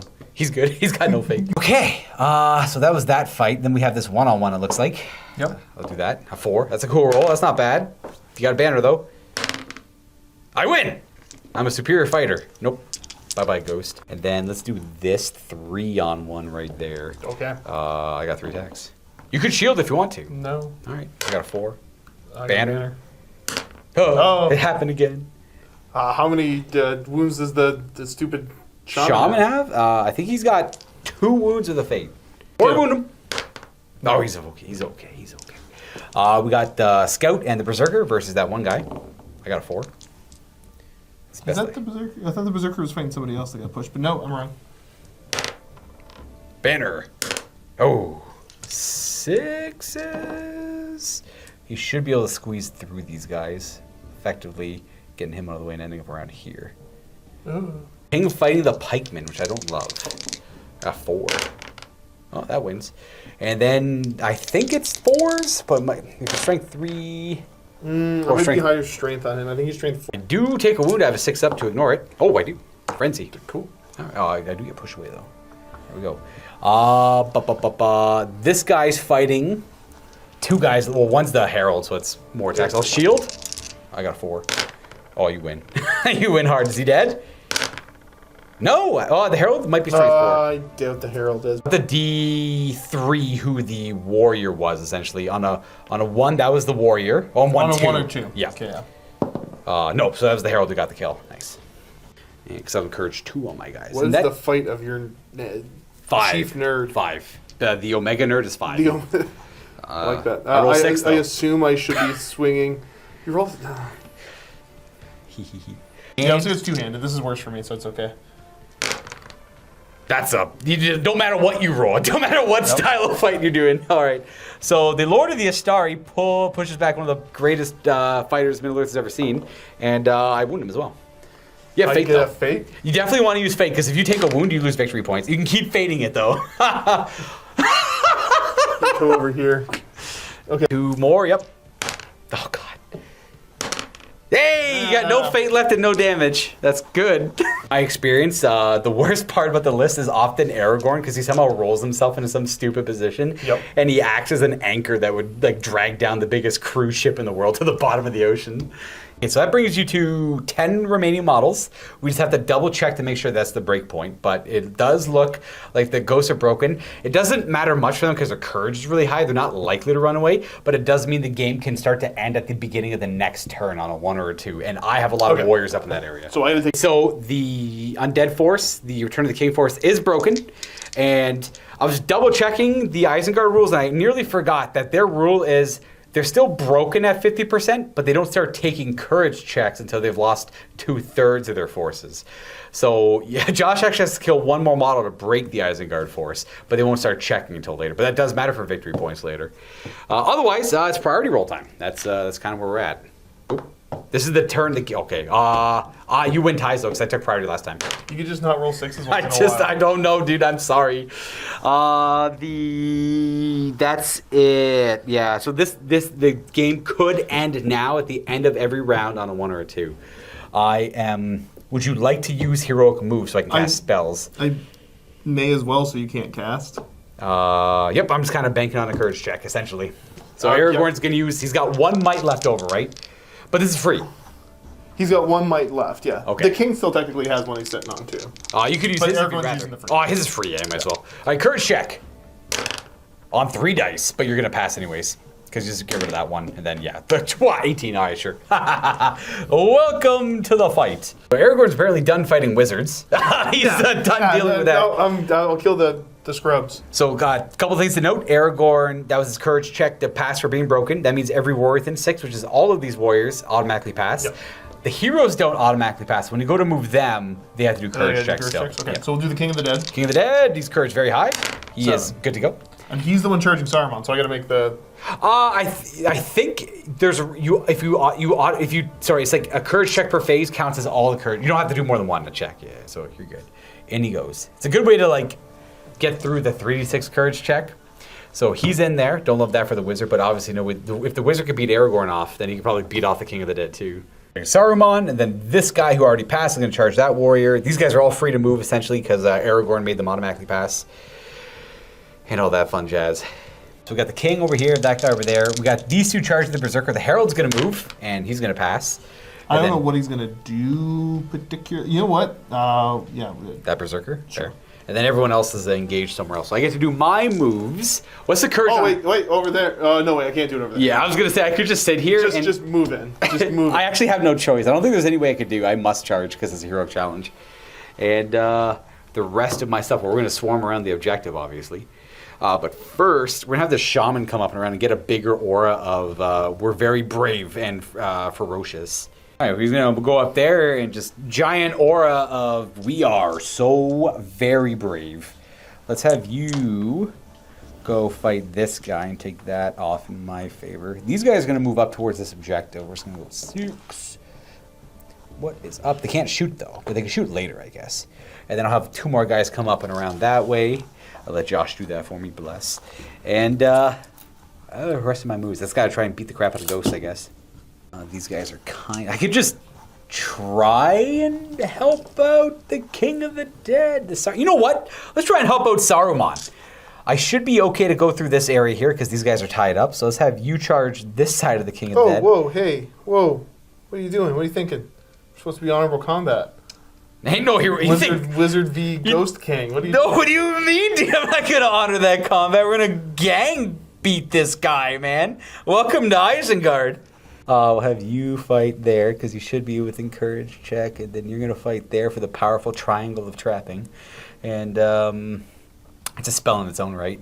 This guy's gonna go fight there, and then this one dummy with a drum is gonna, I guess, go fight up here. Why not? Sure. Heck yeah, that's what we got. That berserker's still stuck fighting 2 guys. That's the love. That's the life he loves living. And on to the hero challenge.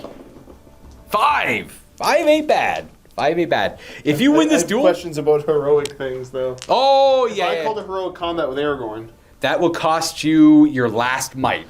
But then I could go potentially rescue the king. You could pull, you could pull one of those guys out of the fight. Probably the Berserker would make the most sense. Oh, I would just pull one out of the fight. Because I have priority, I dictate where the that fight makes gets sense. split. Yeah. I will do that though. Sure. Yep. That's your last might, though. Yeah, sure, whatever. We have to resolve that one first. Then I'll just keep this 5 over here to remember I rolled a 5 on him, I guess. And bring it on. This is all the pike. Okay, I gotta figure out if I'm swinging two-handed or not. Up to you. I would, you know what? if it's one attack, I would almost always do 2-handed against a guy with 1 attack. Sure. So you got a 5. I need a 6. No. All right. So he's gonna get knocked back and killed on 3s. I'm sorry. I can't. That'll. I Do I don't. still get to go moving? No, you have to kill him. Can we get an F in the chat? For everyone watching at this point, let's get some Fs. Oh, God. Honestly, I should just give me offers for the army, guys. What I tell you, dude, he's a giant anchor. You told me that after we started the game!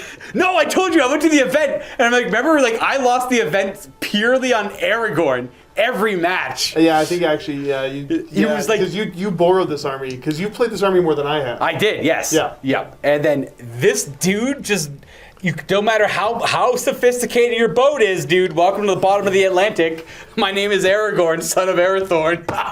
I'm supposed hero of the show. Yeah, let's go. Hey, we're going over here. That was a good move, though. I would have done the same thing. No, come on, dude. What do you mean, come on, dude?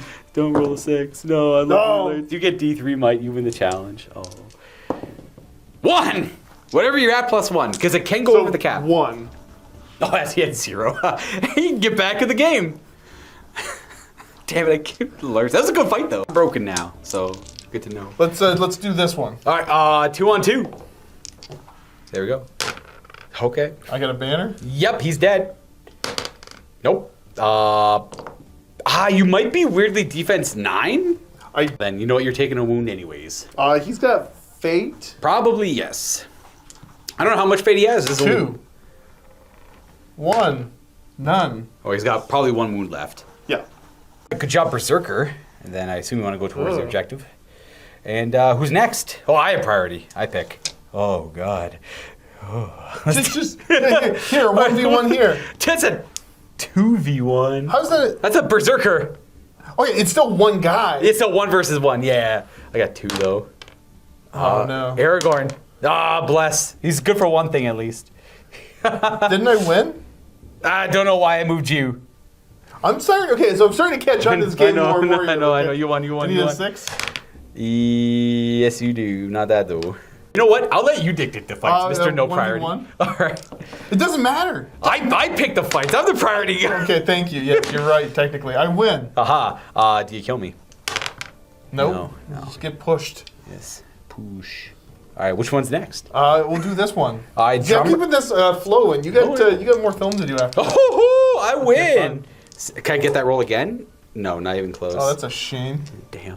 Pushed away. All right. We got a Berserker and 2 guys. So 2v1, but we both roll 2 dice. Yes. Yeah, that's how that works. Banner. Nope. Nice. And Berserker does not kill nobody. I'm gonna call that Berserker Aragorn, son of Arathorn. Okay, you win. Boo. I got Fury. Nope. Who do you want to kill? You know what? We'll kill that guy. Bow guy. All right, I'll push him back, and Bow guy is slain. All right, well, we got 2 horrible fights for you. Maybe. I don't know. We'll see. The king was going to heroic strike. I just forgot to call it earlier. Doesn't really matter, I guess. D6 more fight. He's at a I didn't forget you. Yeah, I was unaware of when you have to call it. It's always at the start. All heroic actions start of the phase. It's easy to forget, though. My teacher's not doing a good job. I'm not a good teacher. So he's fighting really good, but he's only got 2 attacks. 4 attacks in total. Let's see if you get a 6. You win. Nice. I also got a 6, but it don't matter. So we're gonna push these guys all back. Boom, boom, boom, and whom would you like to wound? Probably Saruman, I guess. But I mean, Saruman's the juicier target, I guess. But I got to roll what this on is him, the 5. Your strength 4, I'm strength 4, yeah. defense 6, effectively. Yeah, you need 5s. You get 2 dice though. Huh. No, you gotta roll better on wounding. This is not ideal. Look at this. Look at that. Look at the king bravely defend himself. We got this 3 versus 1. The circumstances aren't great. Don't matter there yet. Just twice. Oh, can I do it on the average? No, not quite. Not quite. I'm gonna just move my guys back a little bit. Boo. Couldn't kill a ghost trap. Where's the averages? Would you like to do the honors if the game ends or not? Oh, what does it end on? 1 or 2. Nope. That's another round. Okay. More fighting. Priority. You win ties. Nope. It's going to be me. Would you like to call a heroic move anywhere to stop some spell casting? I guess I'm going to have to with good old Aragorn. Son of Arathorn. Mighty hero of Lord of the Rings. Come on. There he is right there. Because of Broken, you do have to do a courage check on him. This is the 2 dice one. He is A-okay. And that means all the warriors within 6, which is everyone, get to pass. He's going to charge there, and then I'm going to go into Saruman again. Yes, he has to do a courage check to see if only on 2 dice though to see if he disappears. He is sticking around. Nice. It's like my favorite Canadian television show. Boom, in he goes. Let's do it. Okay. Oh, he has to do a courage check, so that's the last thing to move the hero because he's a hero. Oh, yeah, right. for being broken. You're probably 6. As long as you're 6, you're good. I think that's Passes there. He's good to go. He's able to engage. Then I am free to go with the rest of my stuff because your heroic move is done. Oh, roll me Gimli's courage because he can move, but he has to do a courage check. He might just run. He's good. 1 now. Oh, he's got 1. He can't heroic march, so he doesn't have his thing. But that's where he ends up. The rest of my moves, well, I got to make sure Frenzy's good to go where it is. I'm going to probably move it in a little bit more this direction just to make sure it's more central, and then just do some charges. Haha. You're spooky? I think. No, actually, I'll have that guy charge first. Then that guy. And then we'll have this guy charge in, because he should be within 6 there. I'll double check in a second. And then this guy should be free to charge also there. I just want to kill the king. Triangulation, you know? Boom. He's good there. Okay. Then these guys charge in like that. I guess I'd have this guy charge there. Then he'd move in. No, it doesn't really matter. That's fine. The shaman's really handy. I wish I had like a 100-point character archer that could just shoot him. Shaman, I talked about a little bit off camera, but I love how important the shaman is for undead. Evil armies. These guys are going to move. They can't shoot though. Evil armies in regards to how effective they could be, and you could just like biff the spell off the rip and have no effect all game. Okay, well, I mean, obviously we've seen how good Aragorn does, so maybe we'll put another guy in there. Or maybe I'll just help out the Berserker. What's going on here? These guys are going to fight there as they do Shaman. I guess I should have put him in base contact. It's the same difference. He just got spear support. And Berserker and Archer guy, I guess. Let's do a 2-on-2. No, you know. Sick. Archer's going to go in there and split the fight off a little bit. And Pikeman is going to support the... No, the Herald. the Herald. And he's got high fight, though. I don't care, whatever. Aragorn. And that is all of my moves. There is a little bit of shooting. I got these guys out front who are going to put shots into... Oh, jeez, I don't even want to. Let's go for these guys here. We're going to do the 2 shots from the bows on 4s because they didn't move. And then the crossbow as well. Why not? There's different strengths. The crossbow hits. Let's do the bows first, though. So in the way, because I'm just shooting into a combat on a 4-up, I hit my initial target. Nope, I hit my Berserker. And I wound him. Yep. And he's got a feeling. Okay, I kill my own Berserker. Oh, look at me go. I'm so good at combat. And then the crossbow into him would be the next resolution. And he's not engaged, so I just hit him. And I don't kill him. All right, there we go. And then we do regular fighting. You know what? No nonsense. We're just going to fight over here first. You have no might left, I assume. No. No heroic strikes, nothing like that. So why don't you go ahead and see what you roll. 6 ain't bad. 6 ain't bad. I got 4 attacks against you. I also need a 6. I don't. You push them all back. Uh-oh. Into the... Stab the wizard. Stab the wizard. Stab the wizard. 5s. King of the Dead, everyone. I'm gonna do this Aragorn. Aragorn has no might left either, right? No, so he has to do the move. Whatever, he'll swing 2-handed, it'll be fine. 2-handed. Boop. I got a 5. You got a 5, you win. Can you kill him? 3s. That is 30 wounds, 6 up, feel no pains. Nope, that's a dead Berserker. All right, let's do this 2-on-1 over here. Bloop. 6. 6. We got him. Boom. Let's do this 2-on-1. I got a 5. This Shaman in support. This one right here. Yeah. 1 attack. Okay, banner. No. 2 attacks. 6s. No, not even close. Berserker fighting a couple guys.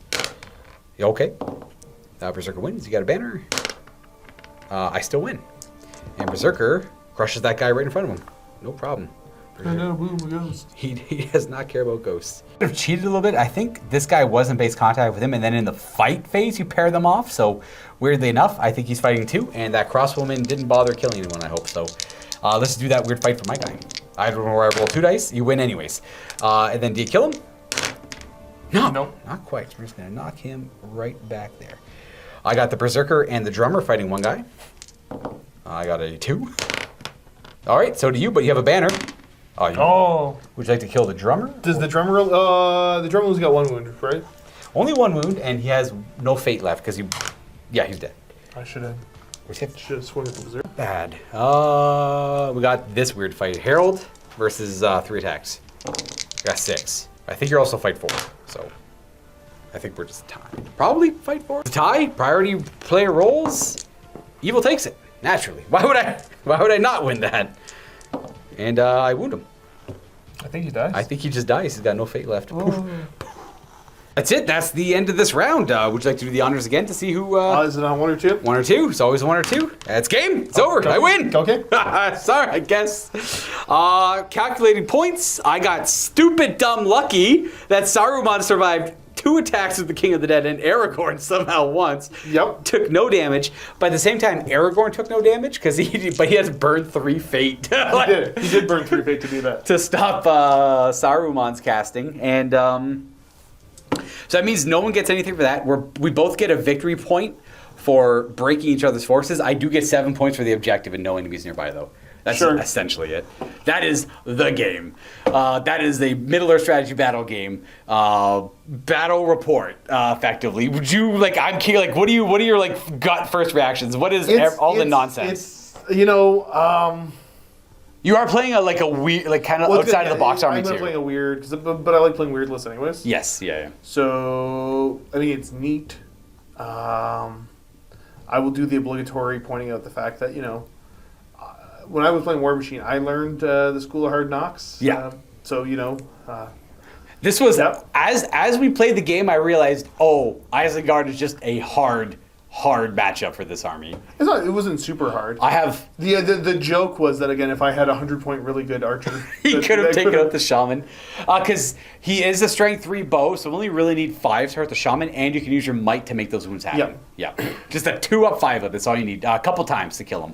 Yeah, so that's more of kind of just a funny joke. Knowing, in retrospect, looking at it, I probably would have had Legolas and Gimli right together, standing next to each other off the hop, so there was less shenanigans. I forgot as we were doing it. I'm like, Lurtz could just show up right here. Yeah, there was. Yeah.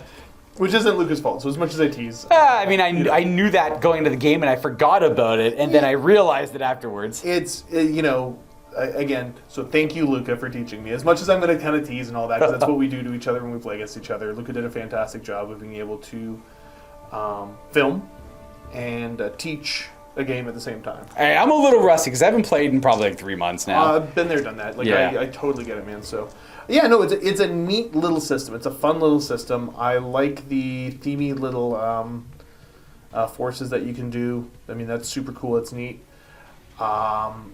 One thing that kind of feels a little bit like the scenarios, I have to look a little bit more because the whole weird. We were talking about depending on the situation where you can just cheese it by forcing the game to end early by breaking your own force if you're the objective. They got rid of a lot of that stuff. Did they get rid of a lot? The ring race were real bad for that because they have if they run out of will, they immediately die. Yeah. So they would. You just blow through all their will. You could just use all their will in one spell and then poof. But they eroded that saying you can never use your last will to use a spell on the ring race. That's kind of cool. Evil was the worst defender for it. The most you could do to throw your units away is charge them into combat. And hopefully lose. You have to just roll out the natural fights, though. But then you'd be a lot more reckless with your army. Right. So again, I go down to the talking point of when it comes to stuff like that, where there's a glaring this is a weird way you can end the game. Yes.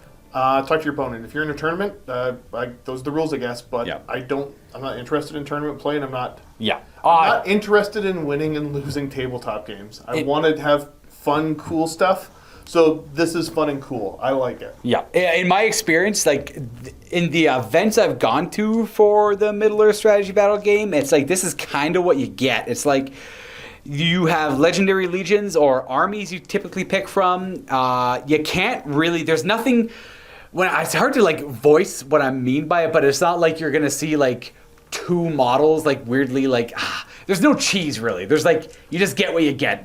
Everything's kind of similar. I totally yeah, get it. yeah. And so like this is a game that I've The ring rate stuff was bad, but they fixed that. Yeah. Right. So this is a game that I considered for a little while because I was really strongly considering. So this is way back, like Cullen was still working here, and like years before. Oh, Easterlings, Cullen, yeah. I really wanted to do Easterlings, and he's like, "No, I have Easterlings," but he refused to ever build or paint them. Yeah. I also was going to do Easterlings, and same reason, yeah, because I'm like, oh, we'll do my Isengard then. Yeah. Yeah. Yeah. Well, that was the other thing. So Isengard would have been a top choice, but you're Mr. Evil in this, so you didn't have any. You had like the Uruk-hai and the Orc forces. So I only had them at the time. Now I have much more. Yeah. Yeah, because I'd want to play a cavalry heavy force, but Steve bought Rohan. So Rivendell's a really good cav list. I know, and the studio's got it. The studio ended up getting it, and I think that was at a point where like, well, okay, so I also tried to get in and do Azog's Hunters, and then realized the insane amount of models I had to have. For every Warg Rider, I'm like, oh, I need the Warg Rider, and then I need a separate Warg, and then I need a separate guy on foot, and then Azog, I had him on foot, and I had him on the Warg, but I didn't have the Warg separate. But they don't offer the Warg separate. That's a little weird, like, right? Yeah, the white Warg. I'm like, this is Azog and Bolg. Bolg, both, so I ended up selling that force. Kenny has it right now. It's still technically here at the studio. Probably, yeah. I know exactly. Which is funny, but there wasn't enough to actually play. Yeah. It was like a 650 point list. It would work. But I always like the really heavy cavalry forces. That's kind of like my go-to if you watch any of the different systems I play. Cav plays pretty well in this game too, because you just have like that. If you get the charge, it's very powerful. Yeah, no, it's just, it looks cool. And again, I don't really care about how powerful stuff is. It's just more like, is this fun and thematic seeming? I like Rohan. It might be my favorite one because they play. There's like a hybrid warfare on them because they do a lot of. They have all throwing weapons. Yep. So they like to stay about 8 inches away from the enemy, circling around them, throwing spears at them until they're kind of weak and they've been pulled apart. Then they commit and just pounce on them. Yep. And they're with all the right named characters, they can be kind of strong with a lot of synergies as well. Yeah. So I mean, like to get deeper into it when you're asked, like this is a game that I like. It's fun. I obviously don't get the chance to play very often. Like second game, right? Yeah. In years. And this is one, obviously. So this is Blue Dice Channel, so there's a lot less eyes on these games. Yeah. So it's tougher to justify putting a lot of personal resources behind stuff. Because, to clarify, like this is my army. This is my stuff. This isn't stuff the studio paid for. And, you've had this for a little bit now. I've had it for a little while, and I have a tougher time justifying, this putting studio resources into a game that doesn't get a lot of views. Yep.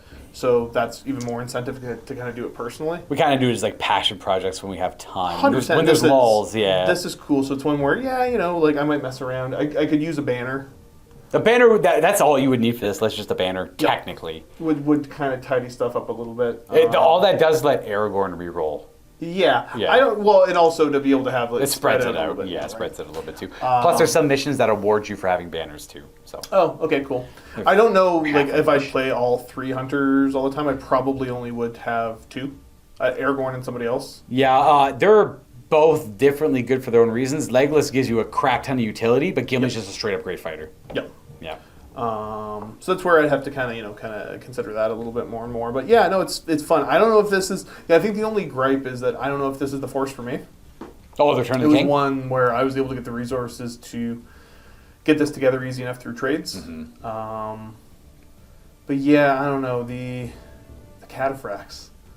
The Easterling cataphracts, the look of the cataphracts. Well, they just got the Dragon Emperor just came out for them too, and he's a really big piece for them. Who's giving them a lot of support. He's also a really nice model. Yeah. A lot of people run him. That's for sure. Yeah. Again, I don't care. What other people. It's whatever I think looks cool because that's what's going to make me excited to play and actually The Easterling cataphract list is dope because you can have pretty much all your characters mounted as Easterlings. Yep. You have I think they're called Dragon Knights. They're I think I've seen them. They're mid-tier, really good fighty heroes. They're not I think they're just minor heroes, but they have great stats. Yep. Yeah. Yep. And I know they're kind of a force to be reckoned with. So I'm pretty sure the Dragon Emperor is just carried by Dragon Knights. So it's an entire unit of that's cool. It's kind of expensive, but it's a lot to deal with. That's kind of cool. Or go the other way and just do Serpent Horde and just have a lot of horse archers. Because horse archers are a thing that I'm a big fan of too. See, I just like horses. I just think they're neat. I think this system plays that represents that playstyle really well, where you're moving every piece individually. You get to dictate how far away. You just harass with arrows, and then you're not really getting caught, so it doesn't matter. And these missions can go on for a long time too. Definitely so. Yeah, so you can really kind of milk those that harassing kind of play style. Yeah, and I mean, like the in my mind, it's always shrieking like, just get the Mumakil. And They have really so yeah. They were definitely taboo back in the day, but the rules I played against it a couple times now. They toned it down a little bit. It's only a hoot. It's just because you also have very little control over it as well in a lot of regards. Okay. So like it's kind of fun for both ways, but it's obviously better for you to have it. But like once it starts taking damage, you have to start doing courage checks, and it might rampage and trample around. Yeah, I won a game that I was losing handedly because I did like a random wound to it and just started rampaging, went directly backwards and just trampled over his guys and caused a break check, and it was over. Yep. And I'm like, all right, awesome. Good.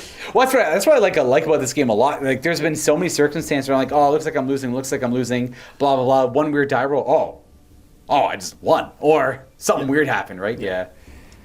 A lot of cool things can happen. No, this is a neat one. This is definitely a fun little system. I will say the rule set's a little daunting because when I initially read it as a kid, didn't really understand what was going on, and then it hasn't changed fundamentally in like 20 years, essentially. There's obviously been changes here and there, but more consolidated effects or simpler versions of certain rules. But I know coming back into it as an adult, I'm like, oh, this is like a crazy easy rule set. And then I kept reading comments and they're pointing out like these little things I wasn't getting, like heroic actions at the start of the phases.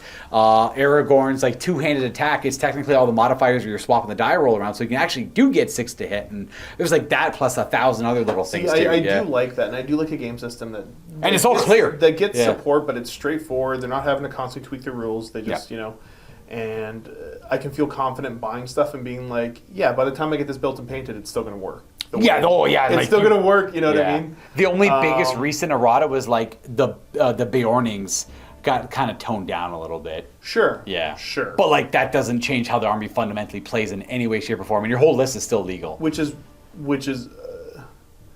always appreciated. Always appreciated. It's a fun little system. So I will continue to learn this. Hopefully we will. I'm starting to get more people coming in for MCP, but we'll hopefully teach you MCP. Yeah. Well, I already know what I want to play. I know what you want to play. Yeah. I might actually. We'll see. I might talk to Matthew to see if I can get one little studio army. Oh, that's easy enough. That I'm not paying for out of pocket myself, which is probably going to be a yes. Yeah. Oh, I'd say it's a low enough investment for potentially more content. It's just getting it painted. And I got to see if Steve's willing to paint it. Maybe. See, I knew I'd like MCP because it plays a lot like this. There's a lot of tiny little interactions that amount to a lot. It's a good meaty game system, where it's not just about how many models you can put down. Like the models are individually doing a lot of cool stuff. So I do like these systems, and I'm always bummed out that there aren't more people that are super into this. Yeah, because this is very. As long as there's people in the community playing it, I like these games because they're more approachable. Because like this is a very realistic force to get. Oh, absolutely! To get it built and painted and start playing, this should be a more accessible game system. So I'm a little bit bummed out the community hasn't embraced it in the same way that it has, like the 40Ks, the AOSs, and the bigger systems. Because this is great. This is fun. I like they both share a lot of similarities. Well, one is literally Hero Hammer, and this one emulates Hero Hammer quite a bit. Yep. Like you don't need to play with named characters whatsoever, but like the game is kind of accented nicer with them. It's focused around it, but you can always talk to your opponent and go like, hey, can we just play Scrubs versus Scrubs? And just captains, If that's what you're both excited for, cool. And lots of events do that. Like you bring Aragorn, but he's just like a captain of Gondor or something, essentially. Sure. Yeah, he just stands in. Because a lot of people's collections have the named characters, but they can just treat them as like, this is just the captain with a long sword or whatever. Yeah, that kind of stuff really interests me. So. Yeah, that's probably my favorite. Well, that's definitely a nice break in pace. I like my biggest appeal to MCP and games like this too. When you get into the nitty gritty of Lord of the Rings, you can start doing some kind of weird combos.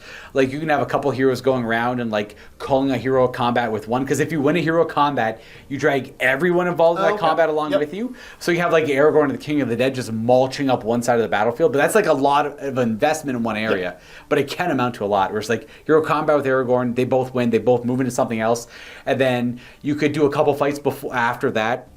Make way, open up the banner, go into the banner, kill the banner. It's like a lot of cool. It's like Blood Bowl, pushing open areas, blitzing in, that kind of stuff. MCP throwing things around, opening up areas, buildings, and then the movement of characters and all that. Yeah, so any of this kind of stuff. These smaller skirmish games. It's a smaller table. It plays faster, but it's I find more interactive than some of the bigger game systems. And a lot happens. A lot of stuff That's happens. what I mean. Yeah, there's a ton going on, which it's super cool. So I guess to answer the very basic question that you started with, this is a fun little system, and definitely like playing it now, I'll be able to get some feedback from people online, the viewers, because obviously this is another one that the few people that are going to watch this are probably pretty passionate about it. Oh, for sure. And then I can get some guidance towards just playing this force, but maybe a force that might be better suited to me for when I win the lottery and Get another one. I still can't like stop but laughing at like how I was saying like, okay, I'll try and play this list and do it, and it's like it should be a pretty good. It was a good matchup in the end. It came out to be a pretty good matchup, but I'm like, it's gonna be kind of hard for me. Then I clued him like, oh yeah, the berserkers have high courage. I think the quote was like, as we were getting set up, you're like, it's okay, like this is gonna be cool. I'm just gonna take an L and show the game system off. And because I was gonna just charge it and start scrapping, and then like as I was playing, like it like stupid Luka mode kicked in, where I'm like, oh, I'm gonna play cautious. I'm gonna do that. Like none of my cautious plays worked. It only actually started working out for me when I recklessly charged. It's hilarious because I made the joke off camera. I said, let's not do the same thing that we did when I was trying to get back into fantasy. Yeah, where you just like hard counter and stop me twice in a day. The stupid Tomb Kings and the Wood Elves. Yeah.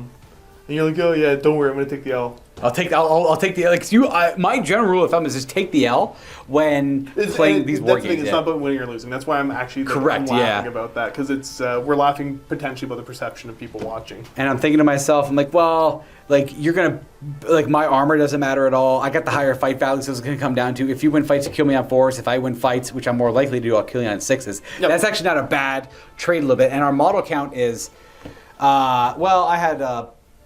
Twice the amount, actually, I guess, technically. Your ghosts are really expensive, though. Ghosts are super 16 points, I think, for an Spear and Shield. I had 43 models, yeah. 16 points? Nuts. I'm like 10. So it's almost twice as much. Yep. And your heroes are also expensive-ish. I had the expensive Saruman, but he's like 220 to your 160-ish. And it came down to a lot of... I get the sword for free, because that's part of taking this thing. I think he's 140 with the free sword, or like 150 with the upgrades. Okay, so Aragorn... Because that's the thing, is that me not knowing, I really just gave them all the upgrades I could take on them. Aragorn's points are evading me currently. He's 165 with the cloak? Yeah. Yeah, 165 with the cloak. Gimli is 105 because he had a cloak. Legolas is 110 because he had cloak and armor. Cloak and armor, and then I got Saruman here. Pretty much no upgrades because I don't have the model with the horse. Yep. Oh, he's only 180. He's actually a lot cheaper than I thought. So King of the Dead is 100, and then the Herald is 70. Yeah, okay. So I only had the Lurtz is like 95. His shield's free. I don't know why. I guess the different model you get without the shield, but I have to go with the one with the shield. Gotcha. I don't have the Orc Bow. I didn't pay for that. Didn't have the points. But Shaman's cheap. Typically you have like bad heroes on the evil side, but they're all cheap. Especially like Goblin. You have Goblin Captains like 35 points or something for 2 might. Yeah. Might is big. Might is a value. Once you play the game where it's like, holy crap, might dictates everything. Yeah. But it's a cool mechanic because it kind of shows the exhaustion of the characters. They're out of might. They can't do these like grand things anymore. They're kind of just scraping by barely. Yeah, and that's I like that. That's cool. Yeah, I've always liked the might will fate mechanics. In fact, it's probably like one of the strongest features of the game because it just dictates the flow of battle so much. Like these like individual characters just like dominating the battlefield until they have no stats left. Then they're like just as close to like a regular fighter as they can be. And then even like there's trying to think of like the other funny things, like the Fury obviously helps counter the Ghost, but I could have failed that. I remember I went to an event, three game event, and I failed Fury the first 2 of the event games. Yep. And it's 2 dice on 3 up every time. That's all it is. Boom, Fury. Boom, Fury. But, scary. Boom, Fury. No problem. But, every now and then you're going to fail it. Oh, Aragorn, wounded on the 3s. 3 twos. 3 twos. That was his last might, too. That hero combat roll, 3 twos on the wound. Sure was. Oh. See, if you had more might, you could have made 1 of 3 and then continue the action, but that's another might burn. It's like might's always it's a hard to balance resource. Yep. Yeah. The fact that he gets a free might a turn is Well, no, it's insane. That's one of the strongest. Mighty Hero is like one of the best special rules in the game. This is a weird list, but I think this is the most toned down or Aragorn you can get, unless you take him and don't upgrade him to the sword for whatever reason in a different list. Because you can't take armor and you can't take the horse in this. Yeah, so if you take him in the Minas Tirith list, you can like King Elisar. Yeah. He's a lot more expensive though, but you get a horse, which is so as you see what horses do, that gives him a 10-inch move. Yep. It gives his armored horse too, and so his defense 5. and he gets an extra attack, so he gets 4 attacks instead of 3. And he's just he's like defense 6 or 7 or something. He's like unstoppable. He's like, because it gives him heavy armor, so I think he goes to 6, which is where you want to be. Absolutely where you want to be. He just becomes like, he's a lot more points, but you can kind of rely on him on his own at that point. Yep. He's unless you're constantly losing priority, but then you have mighty hero, so you just heroic move every turn and just get those charges in. The only downside is if you're like overly arrogant, you just start charging and you're surrounded every turn because you're deep in enemy line. Yeah. Just roll 6s. Just don't fight two-handed. Yeah. Don't fight two-handed. So it's I'm thinking more and more because like I remember reading a lot about this many moons ago. So I wonder, like, the Swan Knights always looked interesting too. I have 3 of those models. Do you just randomly have 3 of them? Yeah, because I had an old Minas Tirith list that I've recently bolstered, and oh god, my Aragorn is like, he's like straight out of RuneScape. Yeah. That model is not the best. The resin one from Ford. It's not Ford. It's just an old GW resin one. That's all it is. Yeah. So he looks like he's straight out of RuneScape. A couple other elements too. I have Isildur in that list, who looks exactly like a guard of the White Tower. So I just use him as a guard of the White Tower, and I have another guard of the White Tower because you get him in a command box. Yeah. I find this game could be kind of like on the cheaper end of GW games, but the characters, which you need a lot of, can be a lot kind of expensive. Because you only really need like 2 or 3 boxes of warriors in a lot of ways. I think the biggest thing in my mind is I keep going back to the fact that I like the cavalry heavy forces, which means that you need even more models. Yeah, because I think you need less of them because they're expensive, but you need more of them because they're if you buy like boxes of cataphracts, you need the Easterling warriors on foot to match it. Yeah, because you don't want to because people often kill horses because that's an easier way to deal with them and slow them down, and then it's like, okay, let me get my model out and stuff like that, right? Yeah, it just means that it's less efficient for collecting. It is a little bit hard. Yeah, cav lists are always going to be a little more expensive in Lord of the Rings. I usually do like lots of infantry, so I never really suffer the cav stuff. I might have to find an infantry force I'm a little bit more interested in. Well, you can do like Easterlings with like 5 cataphracts. I don't know how it exists either, but I would probably look at everybody's like typing the degenerate list they can think of right now, or maybe they're not. Easterlings are pretty damn good. Sorry, the Free Company? The Grey Company? I don't know. They were dumb. Or did they tune them down? They did. They toned... Oh, I think you had to take... Damn it. So a lot of the Legendary Legions, they brought down a little bit by making them take elements that people weren't taking. Like the Rangers of... like Faramir's Rangers, they forced people to have to take Sam and Frodo in the list because people weren't taking Sam and Frodo. But they were always kind of part of it. Why would they take Sam and Frodo? Well, because it wasn't efficient. Well, that's dumb. Yeah. Things with like the Assault on Lothlorien, which was like a big one that was like recently nerfed. You can't take more goblins than you do orcs because people were only taking goblins, and goblins are like 2 points cheaper than an orc. Yep. So now you have to pay 2 more points for like a whatever warrior instead. Yeah. That's something I'm going to point out to everybody that's watching right now because you can't see it. Whenever Luca's speaking.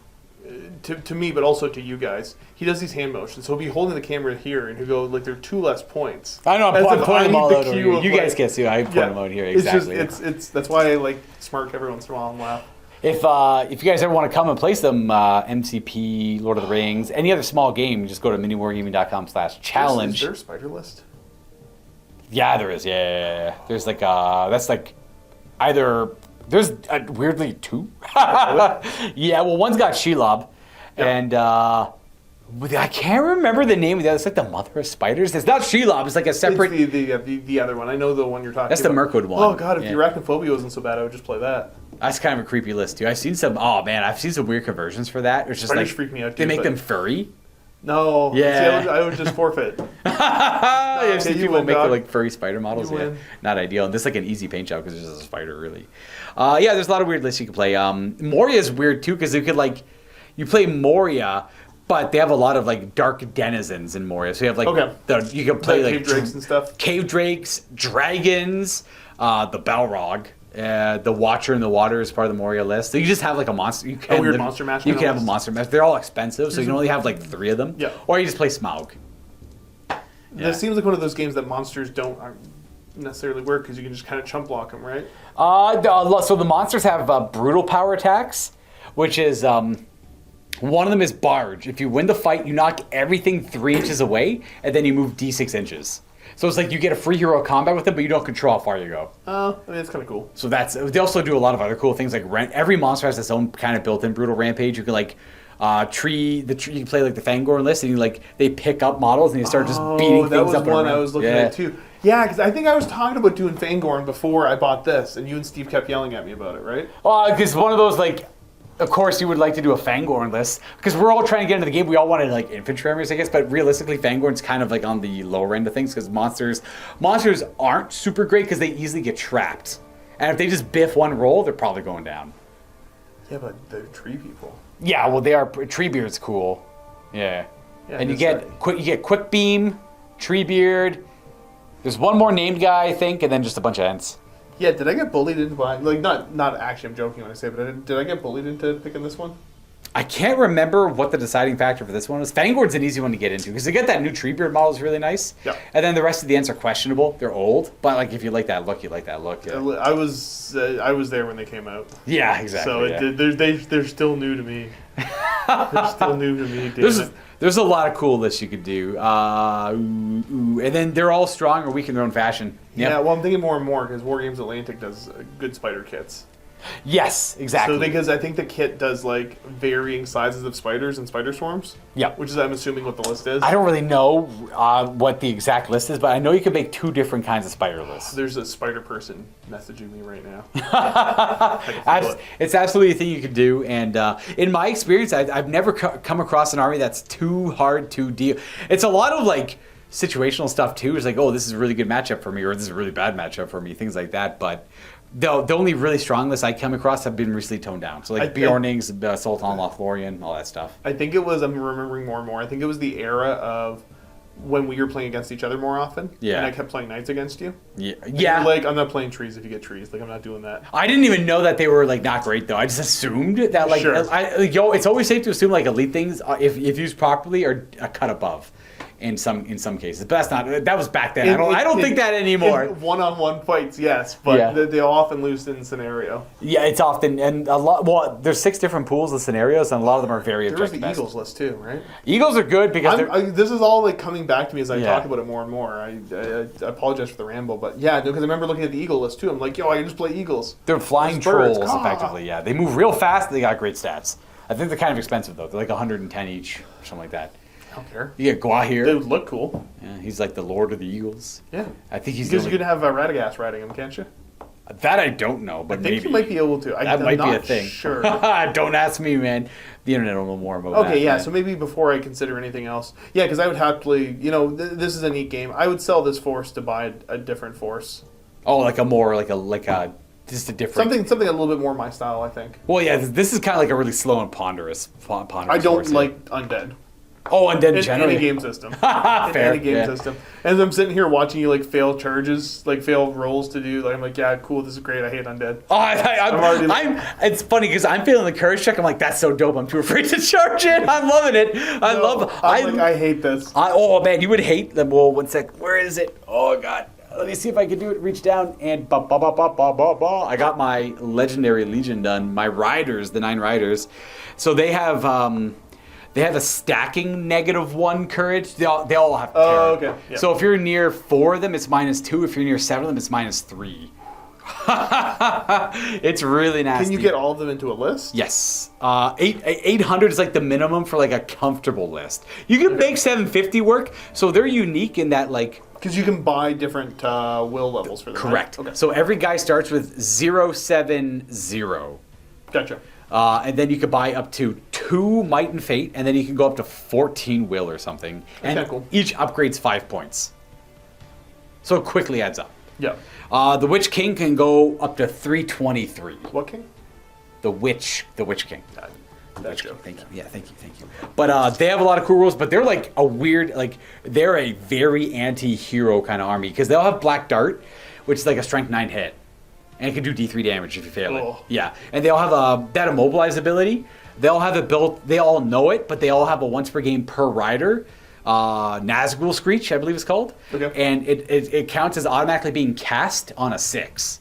Okay. So the goal of the list is just this one to shut down hero. Yeah, correct. Yeah. It's do you have enemy cav? I'm gonna Black Dart the horses. Yep. And then I'm gonna scream at the heroes. And then once your cav is dead, I'm gonna kill the horses for your heroes and just run away and harass your army. That is a pure harass army. They never commit to too many fights until you're too weak to fight back. Yep.